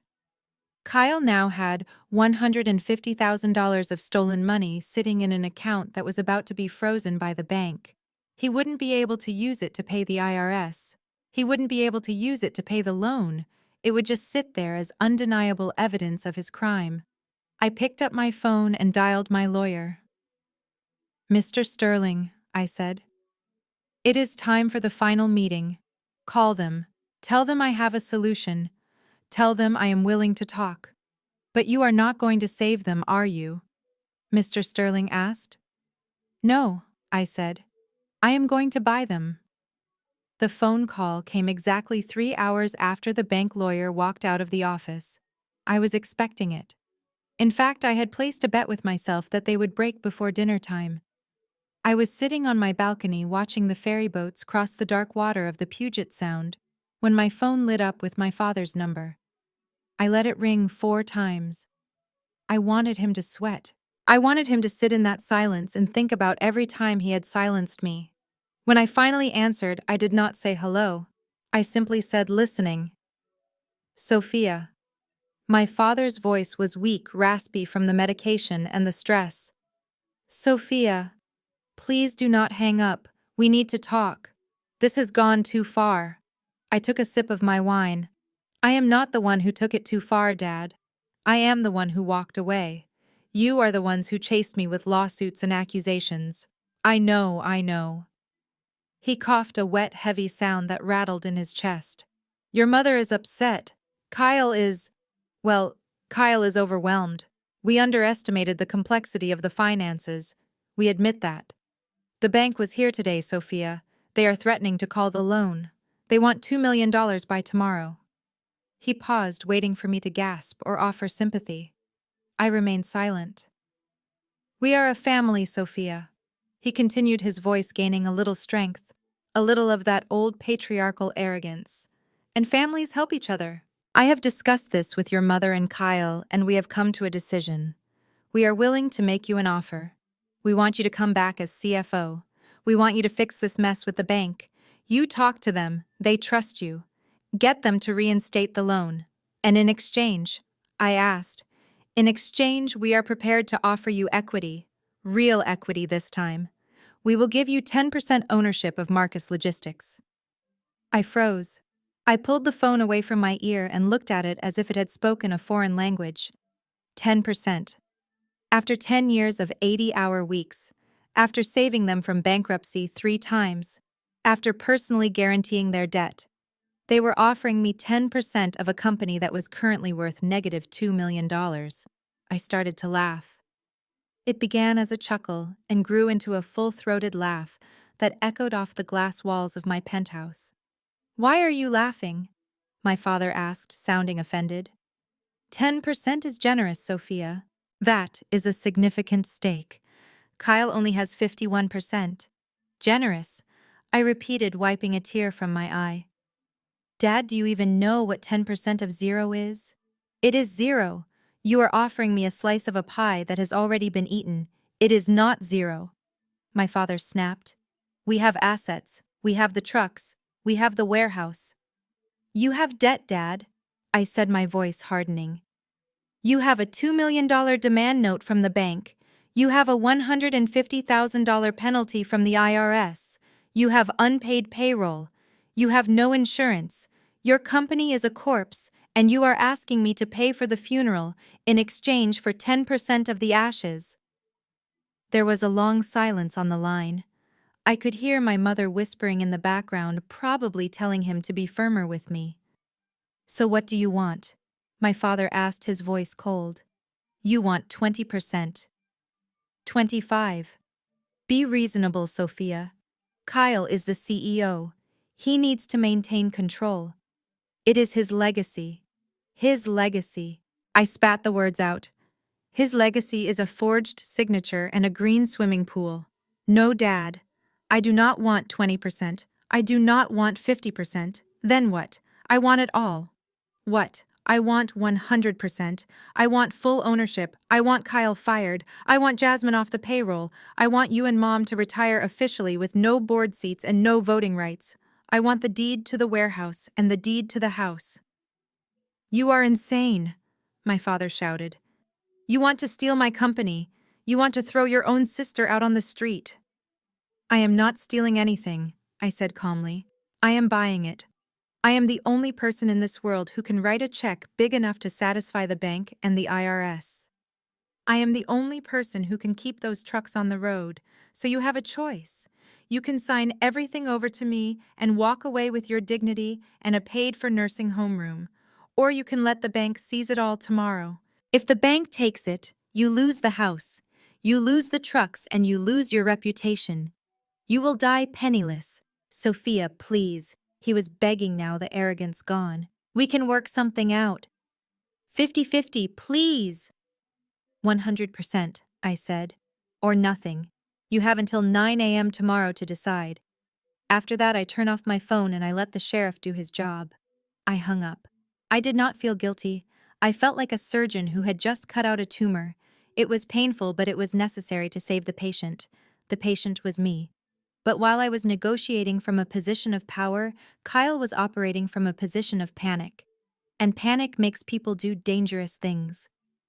Across town, in a dimly lit dive bar near the shipping yards, Kyle was sitting in a booth with a man who smelled of stale smoke and cheap cologne. The man was a private investigator named Reynolds, a guy who used to be a cop before he got kicked off the force for planting evidence. Kyle had found him on an internet forum for desperate people. Kyle slid an envelope across the sticky table. It contained $5,000 cash money he had withdrawn from the account holding the stolen trust funds. I need you to find something, Kyle whispered, looking over his shoulder. Anything. She acts like she is perfect. She acts like she is a saint, but nobody is that clean. Reynolds counted the money, licking his thumb. What are we looking for? Drugs? Affairs? Embezzlement? Anything. Kyle set his eyes wide and manic. She has money. Too much money. She lives in a penthouse. She buys designer bags. She claims she made it in investments, but I don't believe her. She must be sleeping with someone rich. Or she is laundering money. Or she stole it from us and hid it. I need proof. Reynolds nodded, tucking the envelope into his jacket. If she has a secret, I will find it. I will dig through her trash. I will hack her email. I will follow her day and night. I need leverage. Kyle said, leaning in close. I need something I can use to make her back off. She is trying to take my company. She is trying to ruin my life. I need a photo or a document that will destroy her reputation. I need to be able to walk into a room and make her beg for mercy. Reynolds finished his beer and stood up. Consider it done. Give me 24 hours. If she has a skeleton in her closet, I will bring you the bones. Kyle watched him leave. He felt a surge of hope.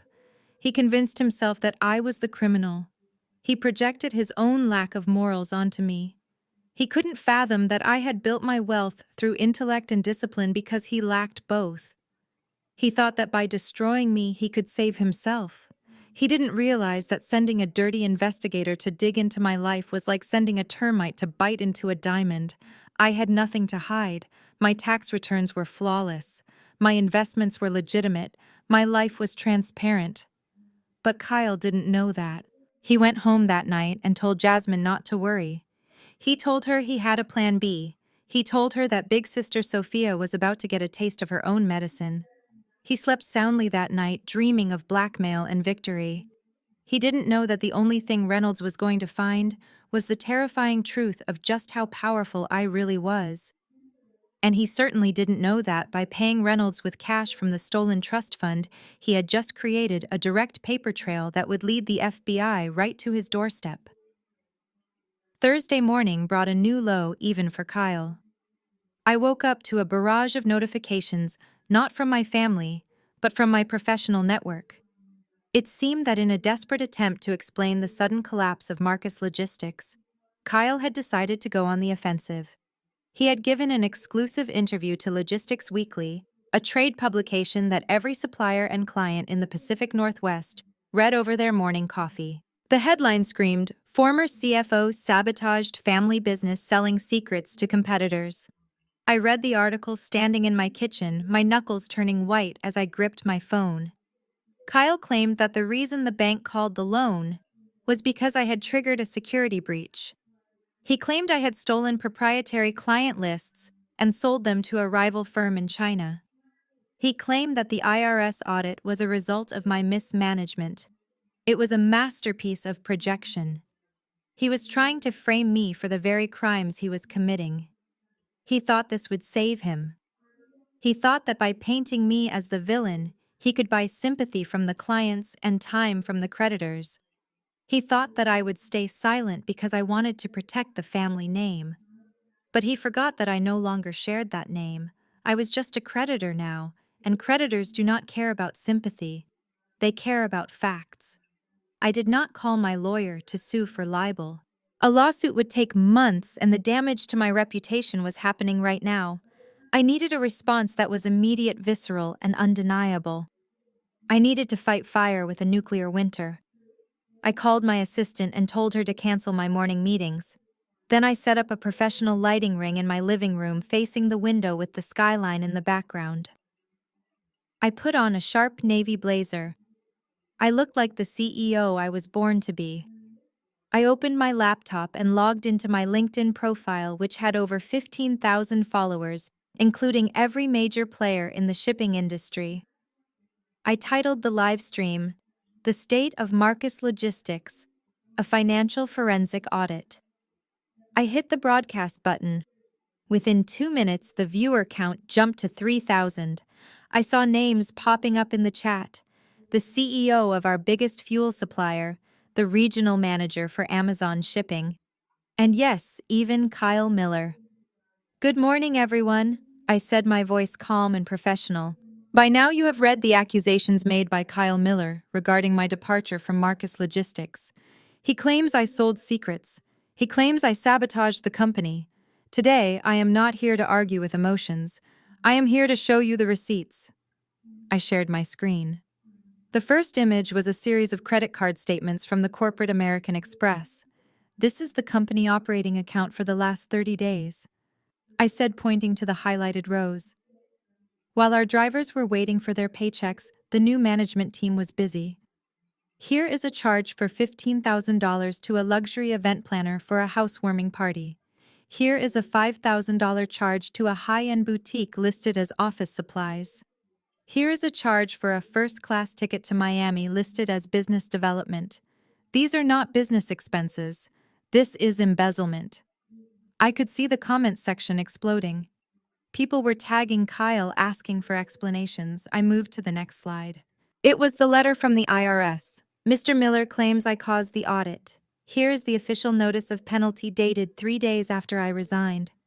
It clearly states that the fraudulent deductions regarding personal real estate were filed on Monday the 16th. I left on the 10th. This filing was authorized by the new CEO, Kyle Miller, who attempted to write off a swimming pool as a facility maintenance cost. The viewer count hit 5,000. The industry was watching a public execution. But I am not done, I said, looking directly into the camera lens. Mr. Miller claims I am the one with ethical issues. He claims I am the security risk. I would like to show you one final piece of evidence. This video was provided to me by the security team at Sterling Chase Bank regarding a transaction that took place yesterday. I played the video. It was high definition. It showed Kyle walking into the bank branch. It showed him looking over his shoulders, sweating and nervous. It showed him pulling the withdrawal slip from his pocket. It showed him tracing a signature on the counter before handing it to the teller. The video zoomed in on the document. My name was clearly visible on the signature line, but the hand writing it belonged to Kyle. This is Kyle Miller, forging my signature to withdraw $150,000 from my parents' retirement trust fund. I said, my voice turning to ice. This is not a business dispute. This is a felony. This is identity theft. And this is the man asking you to trust him with your cargo. I stopped the screen share and returned to my face. To the clients watching this, I advise you to check your contracts. To the suppliers, I advise you to check your invoices. Marcus Logistics is not just insolvent, it is a crime scene.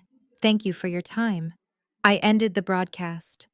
The silence in my penthouse was absolute, but I knew that outside in the real world, the noise was deafening. My phone started ringing immediately. It was not Kyle.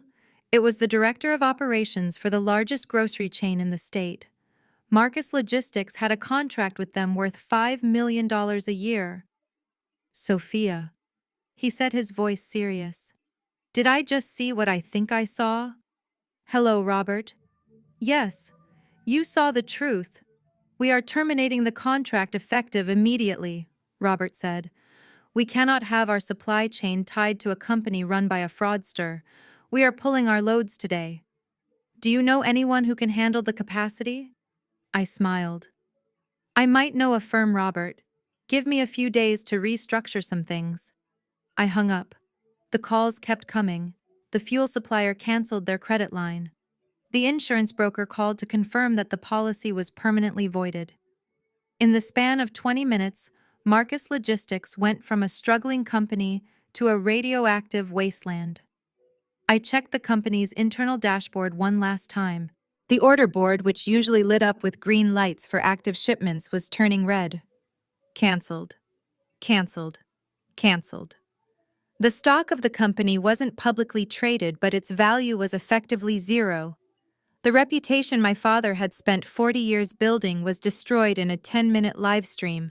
But it wasn't me who destroyed it. I just turned on the lights. Kyle was finished.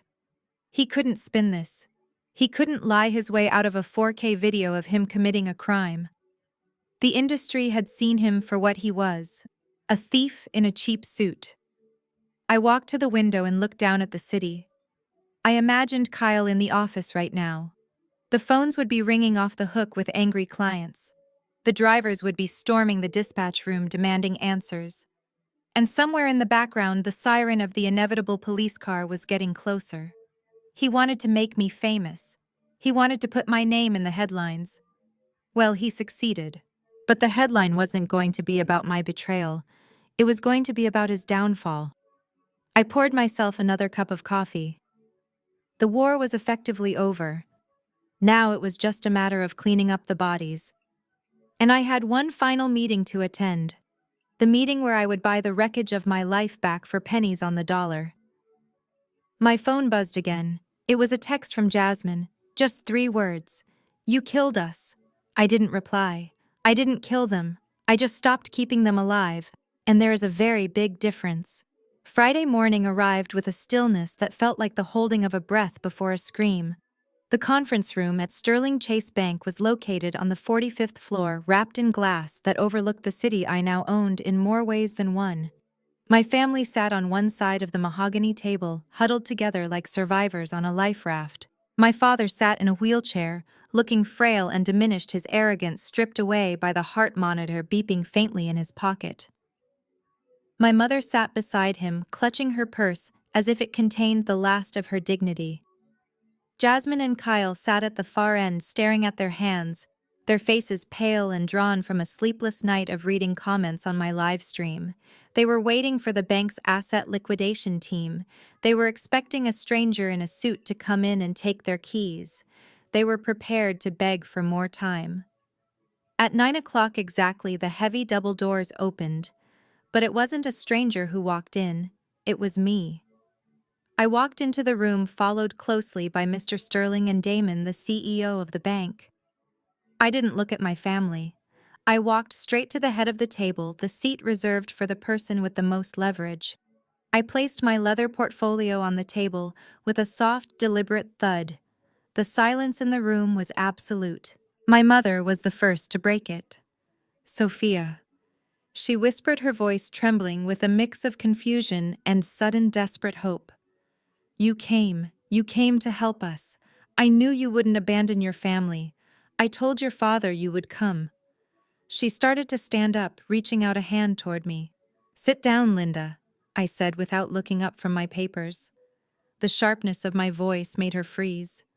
She sank back into her chair, looking at my father for support. Kyle cleared his throat. He looked terrible. His eyes were bloodshot, and his suit looked slept in. "Sophia, look." He started, his voice cracking. "I know we have had our differences, and I know the live stream yesterday was harsh.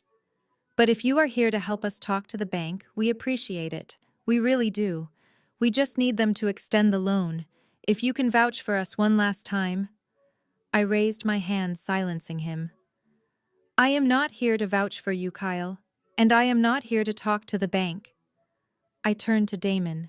"Mr. Chase, would you please clarify the current status of the loan for Mr. Miller?" Damon nodded, adjusting his tie. "Certainly. As of 8 a.m. this morning, Sterling Chase Bank no longer holds the debt associated with Marcus Logistics. We have sold the entire portfolio, including the commercial line of credit, the mortgage on the warehouse, and the lien on the residential estate." Kyle blinked. "Sold it? Sold it to who?" Damon gestured toward me. "To Sophia Holdings, LLC.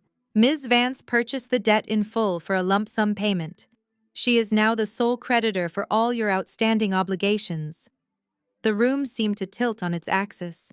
My father gripped the armrests of his wheelchair, his knuckles turning white. Jasmine let out a small gasp, covering her mouth.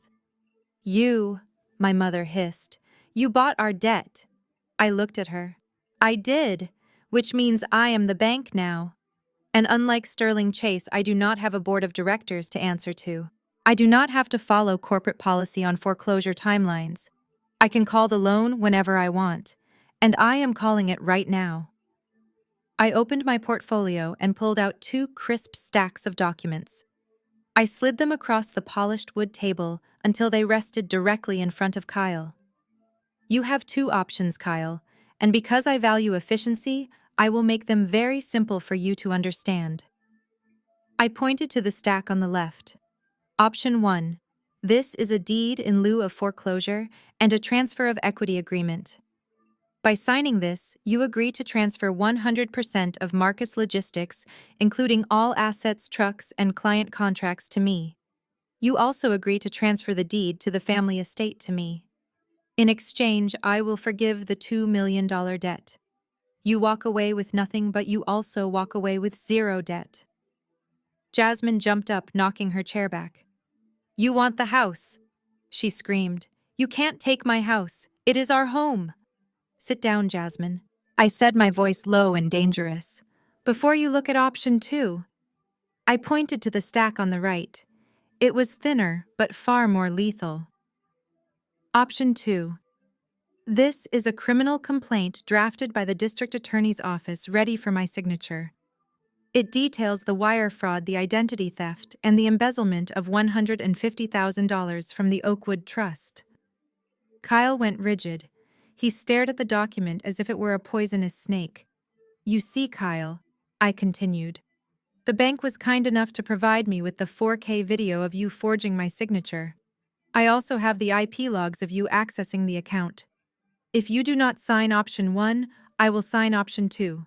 The police are waiting in the lobby. If I press charges, you will go to prison for a minimum of 10 years.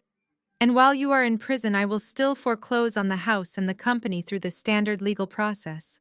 So the result is the same. I get everything. The only variable is whether you spend the next decade in a cell or in a studio apartment." My father made a choking sound. "Sophia," he rasped. "This is your brother-in-law. This is family. You wouldn't send him to jail." I turned to my father. For the first time, I let him see the anger I had been suppressing for years. "Family," I repeated. "Was I family when you handed my life's work to him because he was a man? Was I family when you kicked me out of my own home? Was I family when you accused me of stealing?" I stood up, leaning over the table. "Kyle stole from you, Dad. He stole your retirement. He forged my name to steal the money you saved for your old age. And you are asking me for mercy." My father looked at Kyle. "Is it true?" he whispered. "Did you take the trust money?" Kyle looked down, unable to meet his eyes.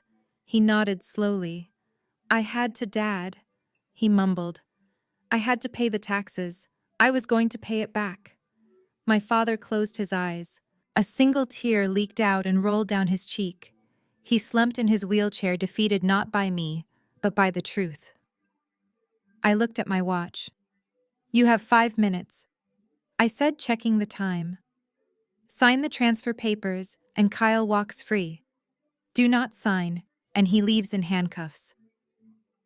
The room was silent, except for the sound of Jasmine sobbing softly.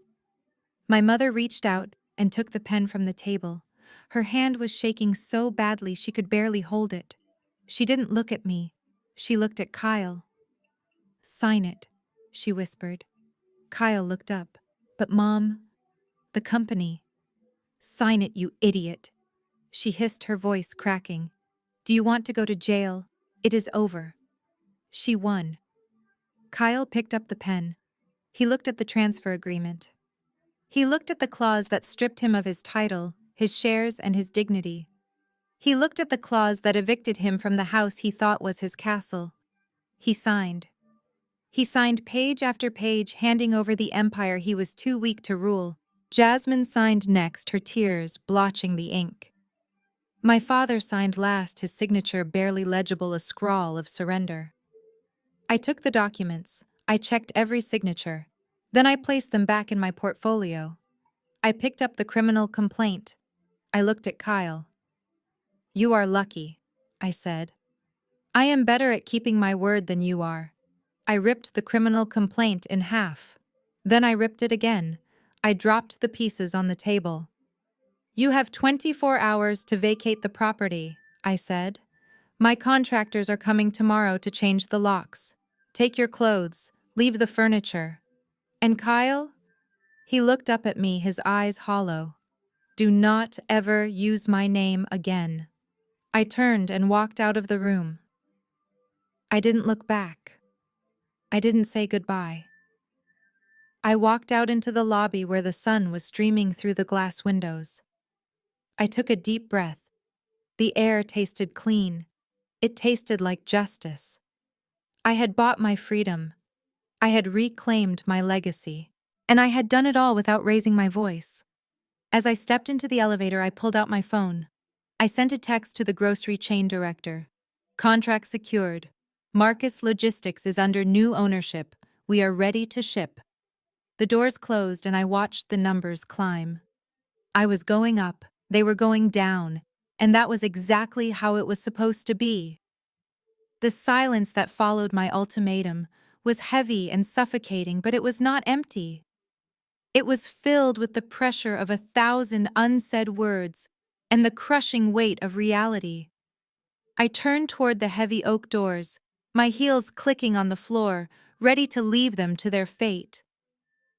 My hand was reaching for the brass handle when the explosion happened. It did not come from Kyle, who was slumped in his chair like a man awaiting execution. It came from Jasmine. The sound that tore from her throat was not a word. It was a primal scream of pure entitlement being denied. For 28 years, Jasmine had never heard the word no. She had never lost a toy, let alone a mansion. The reality that I was taking her sanctuary, her status symbol, and her identity was too much for her fragile mind to process. The wire in her brain simply snapped. I heard the scrape of her chair flying backward against the wall. I heard the frantic clicking of her heels as she sprinted across the room. I spun around just in time to see my sister launching herself at me. Her face was twisted into a mask of ugly, distorted rage. Her perfectly manicured hands were curled into claws reaching for my face, reaching for the eyes that had dared to look down on her. "You ruined my life," she shrieked. "You jealous witch! You are stealing my house! I hate you! I hate you!" She never reached me. Before her fingers could touch the fabric of my suit, a massive arm blocked her path. It was the bank security officer, a man who had been standing silently in the corner like a statue. He moved with a speed that belied his size. He caught Jasmine by the waist mid-air and swung her around, pinning her arms to her sides. "Let me go," she screamed, kicking her legs wildly. "Let me kill her. She is a thief. That is my house. That is my life." The officer held her firm, his face impassive. He looked at me for instruction. I stood completely still. I did not flinch. I did not step back. I watched my sister thrashing like a toddler in a supermarket aisle, and for the first time I saw her clearly. I saw the emptiness behind the rage. Without the house, without the status, without the family money, she was nothing. She was a hollow shell screaming at a mirror. "Remove her," I said, my voice calm. "But keep her in the hallway. She needs to be present to sign the papers when she calms down." The officer dragged Jasmine toward the door. She was sobbing now, loud heaving sobs that echoed off the glass walls. "You are a monster, Sophia," she wailed as the doors closed behind her, muffling her cries. The room fell silent again. But the air had changed. The violence of the moment had stripped away the last layers of pretense. My mother Linda was shaking. She looked at the closed door, then at me. Her face was pale, her eyes wide with terror. She had just watched her golden child collapse. She had just watched her family disintegrate, and she realized that I was the only thing standing between them and total annihilation. She stood up slowly. Her legs were trembling. She walked around the table, moving past my father, who was staring blankly at the wall. She came toward me. I expected her to yell. I expected her to slap me. I braced myself for another attack. But she did not attack. She sank to her knees. My mother, the woman who wore her pride like a suit of armor, the woman who cared more about appearances than her own children, collapsed onto the carpet at my feet. She reached out and grabbed the hem of my pants, burying her face in the fabric. "Sophia, please," she sobbed, her voice muffled and broken. "Please, baby, don't do this. We are your family. We are your blood. I carried you for 9 months. I gave you life. How can you be so cruel? How can you take everything from us?" I looked down at her. I looked at the woman who had told me I was unlovable. I looked at the woman who had kicked me out of my home to build a gym for her son-in-law. I felt a flicker of the old Sophia rising up, the little girl who just wanted her mommy to hold her. The little girl who would have done anything for this woman's approval. But then I remembered the text message. "The house payment is due." I remembered the Facebook post, "Pray for her soul." I remembered the way she looked at me when I handed her the restraining order. I reached down and gently but firmly removed her hands from my leg. I took a step back, creating a physical distance that matched the emotional chasm between us. "Get up, mother," I said, my voice flat. "You are ruining your suit." She looked up at me, tears streaming down her face, ruining her makeup. "We are blood, Sophia," she whispered. "Doesn't that mean anything to you?" I looked her in the eye. "Blood meant something when I paid your mortgage for 5 years. Blood meant something when I saved Dad's company from bankruptcy. Blood meant something when I stayed in the basement so Jasmine could have the master bedroom. I paused, letting the words hang in the air. But blood ended at the dinner table that night, Mom. When you chose a thief over your daughter, blood ended. When you tried to frame me for tax fraud, blood ended. When you let your son-in-law forge my signature, blood ended. I gestured to the papers on the table. Right now, this is not a family reunion. This is a business transaction. I am a creditor. You are a debtor. And the terms are non-negotiable. My mother slumped back on her heels, covering her face with her hands. She knew it was over. The guilt card, the manipulation card, the mother card. I had burned the deck. I turned my attention to the head of the table. Dad, I said. My father Marcus slowly turned his head. He looked older than I had ever seen him. The fire was gone from his eyes. He looked small in his wheelchair. It is time to decide, I said. The clock is ticking. Do you want Kyle to go to prison? Do you want the world to know that the CEO of Marcus Logistics is a felon? Or do you want to sign the paper and walk away with your freedom? My father looked at Kyle. Kyle was staring at the table, tears silently dripping onto the mahogany. He didn't look up. He was too cowardly to even face the man whose legacy he had destroyed. My father reached into his pocket. His hand was shaking so badly he struggled to find his pen. He pulled out an old silver Parker pen, the one I had bought him for his 50th birthday. He stared at it for a moment, perhaps remembering the daughter who had given it to him. He looked at me one last time. There was no anger in his eyes anymore, only a profound sadness. You win, Sophia, he whispered. You always were the smart one. We just were too blind to see it. He leaned forward. He pressed the pen to the paper. The scratching sound of the nib on the document was the loudest sound in the room. He signed his name, Marcus Vance. Then he pushed the papers toward Kyle. Sign it, my father said, his voice cracking. Give her the company, give her the house, give her everything. It is the only way to save yourself. Kyle grabbed the pen like a lifeline. He didn't read the terms. He didn't hesitate. He scribbled his signature on every line I had highlighted. With every stroke of the pen, he signed away his authority, his status, and his future. He signed away the trucks he couldn't manage. He signed away the house he couldn't pay for. When he was done, he pushed the stack toward me. He looked up, his eyes hollow and red. Are we done? He asked. Am I free? I picked up the papers. I checked every signature. They were perfect. The transfer was complete. I owned it all. I looked at Kyle. You are free from prison, Kyle, I said, closing the portfolio. But you are not free from the consequences. You have 24 hours to get out of my house. And if I find one scratch on the walls, if I find one item missing, I will sue you for damages so severe you will be working for the rest of your life just to pay the interest. I turned to my mother, who was still weeping on the floor. Dad signed. I said, It is done. You can go now. I walked to the door and signaled the security officer. He opened it, and Jasmine was standing there leaning against the wall, looking defeated. Go inside and sign your name, Jasmine, I said as I walked past her. Then pack your bags.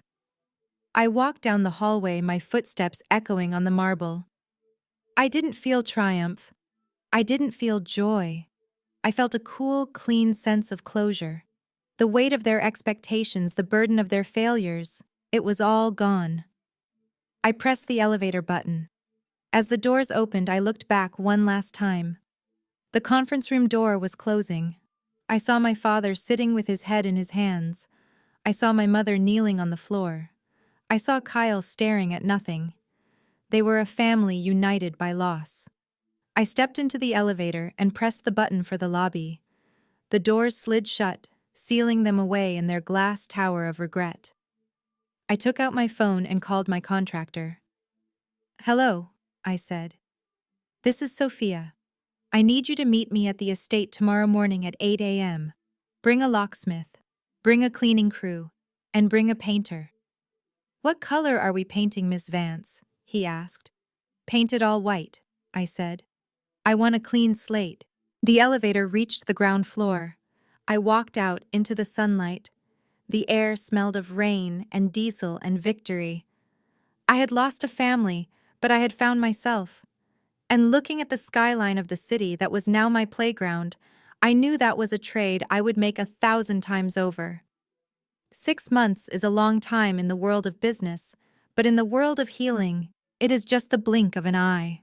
Yet as I stand on the terrace of my renovated estate, looking out over the heated infinity pool that glows like a sapphire against the autumn twilight, it feels like I have lived an entire lifetime since that day in the bank conference room. The house behind me does not look like the fortress of expectations it once was. The dark, heavy drapes are gone, replaced by sheer linen that lets the light flood in. The walls that once held the whispers of my mother's criticism have been knocked down, creating an open, airy space that breathes. It is no longer the Vance family estate. It is my home. Today is Thanksgiving. In the past, this holiday was a performance. It was a day where I would wake up at 4 in the morning to cook a turkey for people who would criticize the seasoning, while Kyle sat on the couch watching football, and Jasmine complained about the wine selection. But today the kitchen is filled with laughter. My fiancé Damon is carving the turkey, and he is not doing it because it is a woman's job or because he was ordered to. He is doing it because he loves to feed the people he cares about. Around the table sit 12 people. None of them share my DNA, but all of them share my values. There is Tasha, my best friend. There is my lawyer, Mr. Sterling, who is finally relaxing without a tie. There are my business partners who respect my mind, not just my bank account. The air smells of sage and roasted garlic and sweet potato pie. It smells of peace. But I know that 5 miles away across the city, the air smells very different. In the back kitchen of a diner called the Greasy Spoon, Kyle is currently staring at a sink full of dirty dishes. The steam from the dishwasher is making his cheap uniform stick to his skin. He is not the CEO of a logistics empire anymore. He is employee number 4. Around his ankle, beneath the hem of his polyester pants, sits a black monitoring device. His probation officer requires him to maintain steady employment, and since his reputation in the corporate world is radioactive, washing dishes was the only job he could find. I imagine the manager yelling at him to hurry up because the holiday rush is starting. I imagine Kyle scrubbing a pot, his hands raw and red, thinking about the manicured hands that used to sign checks he had no right to write. He is learning the value of $1 the hard way, one dirty plate at a time. And further downtown, in a cramped 2-bedroom apartment complex that sits next to the highway, my parents and Jasmine are sitting down to their Thanksgiving dinner. The table is a card table because the mahogany dining set stayed with me. The turkey is likely dry because my mother never learned how to cook properly, relying on me or hired help for decades. I know exactly what the conversation sounds like because I know the rhythm of their misery. Jasmine is likely screaming about the thermostat. It is freezing in here, Mom. Turn up the heat. And my mother is likely snapping back, her voice shrill with the stress of poverty. We cannot afford it, Jasmine. The electric bill is already overdue. Put on a sweater. If you had gotten a job instead of waiting for a rich husband, we wouldn't be in this mess. And my father Marcus is likely sitting in his wheelchair staring at the peeling paint on the wall, silently regretting the signature that sealed his fate. They are trapped in a prison of their own making. They have no audience for their drama, no scapegoat for their problems, and most importantly, no safety net to catch them when they fall. They are learning that without the villain, the victims eventually turn on each other. Back at my house, Damon raises a glass of vintage champagne. To new beginnings. He says, looking at me with eyes that see the woman I am, not the utility I provide. And to the woman who built this table. Cheers. Everyone says the glass is clinking with a sound like bells. I take a sip. The champagne is cold and crisp. It tastes like victory. My phone buzzes on the table. It is a persistent vibration that cuts through the laughter. I glance at the screen. It is a text message from a group chat titled Family. I open it. It is a long paragraph from my mother. Happy Thanksgiving, Sophia. We are thinking of you. Your father is not doing well. The heater in this apartment is broken, and we don't have the money to fix it. We are eating leftovers. We miss you. We know we had our differences, but it is the holidays. God forgives, and families should too. If you could find it in your heart to send $500 just for the heat and maybe a proper meal, we would be so grateful. Please, Sophia, we are suffering. I read the words. 6 months ago, these words would have triggered a panic attack. I would have felt the crushing weight of guilt. I would have wondered if I was a bad daughter. I would have sent the money just to make the feeling stop. But tonight I feel nothing. I do not feel anger. I do not feel sadness. I feel the indifference of a stranger reading a spam email. They are suffering, yes. But they are suffering the consequences of their own actions. They are cold because they burned the house down to keep themselves warm. They are hungry because they bit the hand that fed them. I look at Damon. He sees the phone in my hand. He knows who it is. Everything okay? He asks quietly. I look at the message one last time. I could reply. I could tell them that $500 is what Kyle spent on a bottle of wine at that first dinner. I could tell them to ask their golden child for help. I could block them and erase them from my phone forever. But blocking them implies that their existence still affects me. Blocking them is a reaction. Instead, I simply slide my finger across the screen. I toggle the switch that says hide alerts. I do not block the number. I just mute the noise. Let them text. Let them beg. Let them scream into the void. I will not hear it. Everything is perfect. I say to Damon, placing the phone face down on the table. I pick up my glass. I look around the room at the warm light reflecting off the white walls. I look at the people who love me. I look at the life I have designed, a life that is authentically mine. They wanted to break me. Instead, they built me. They wanted to bury me. But they didn't know I was a seed. I take another sip of wine and smile. The best revenge isn't watching them suffer, although I admit the view from the top is spectacular. The best revenge is living so well that you forget they even exist. Happy Thanksgiving, I whisper to myself. And for the first time in 32 years, I truly mean it. My journey taught me that you cannot save people who are determined to drown, even if they share your blood. For years, I confused exploitation with love, believing my worth was tied to my utility. But when I finally stopped paying for their affection, I realized my true power lay in my independence. The greatest freedom comes from understanding that no is a complete sentence. You do not owe anyone your peace, your assets, or your future, no matter who they are. The best revenge is simply thriving without them. If Sophia's victory resonated with you, please hit the like button and subscribe for more stories of resilience. Have you ever had to choose yourself over your family? Tell me your story in the comments below.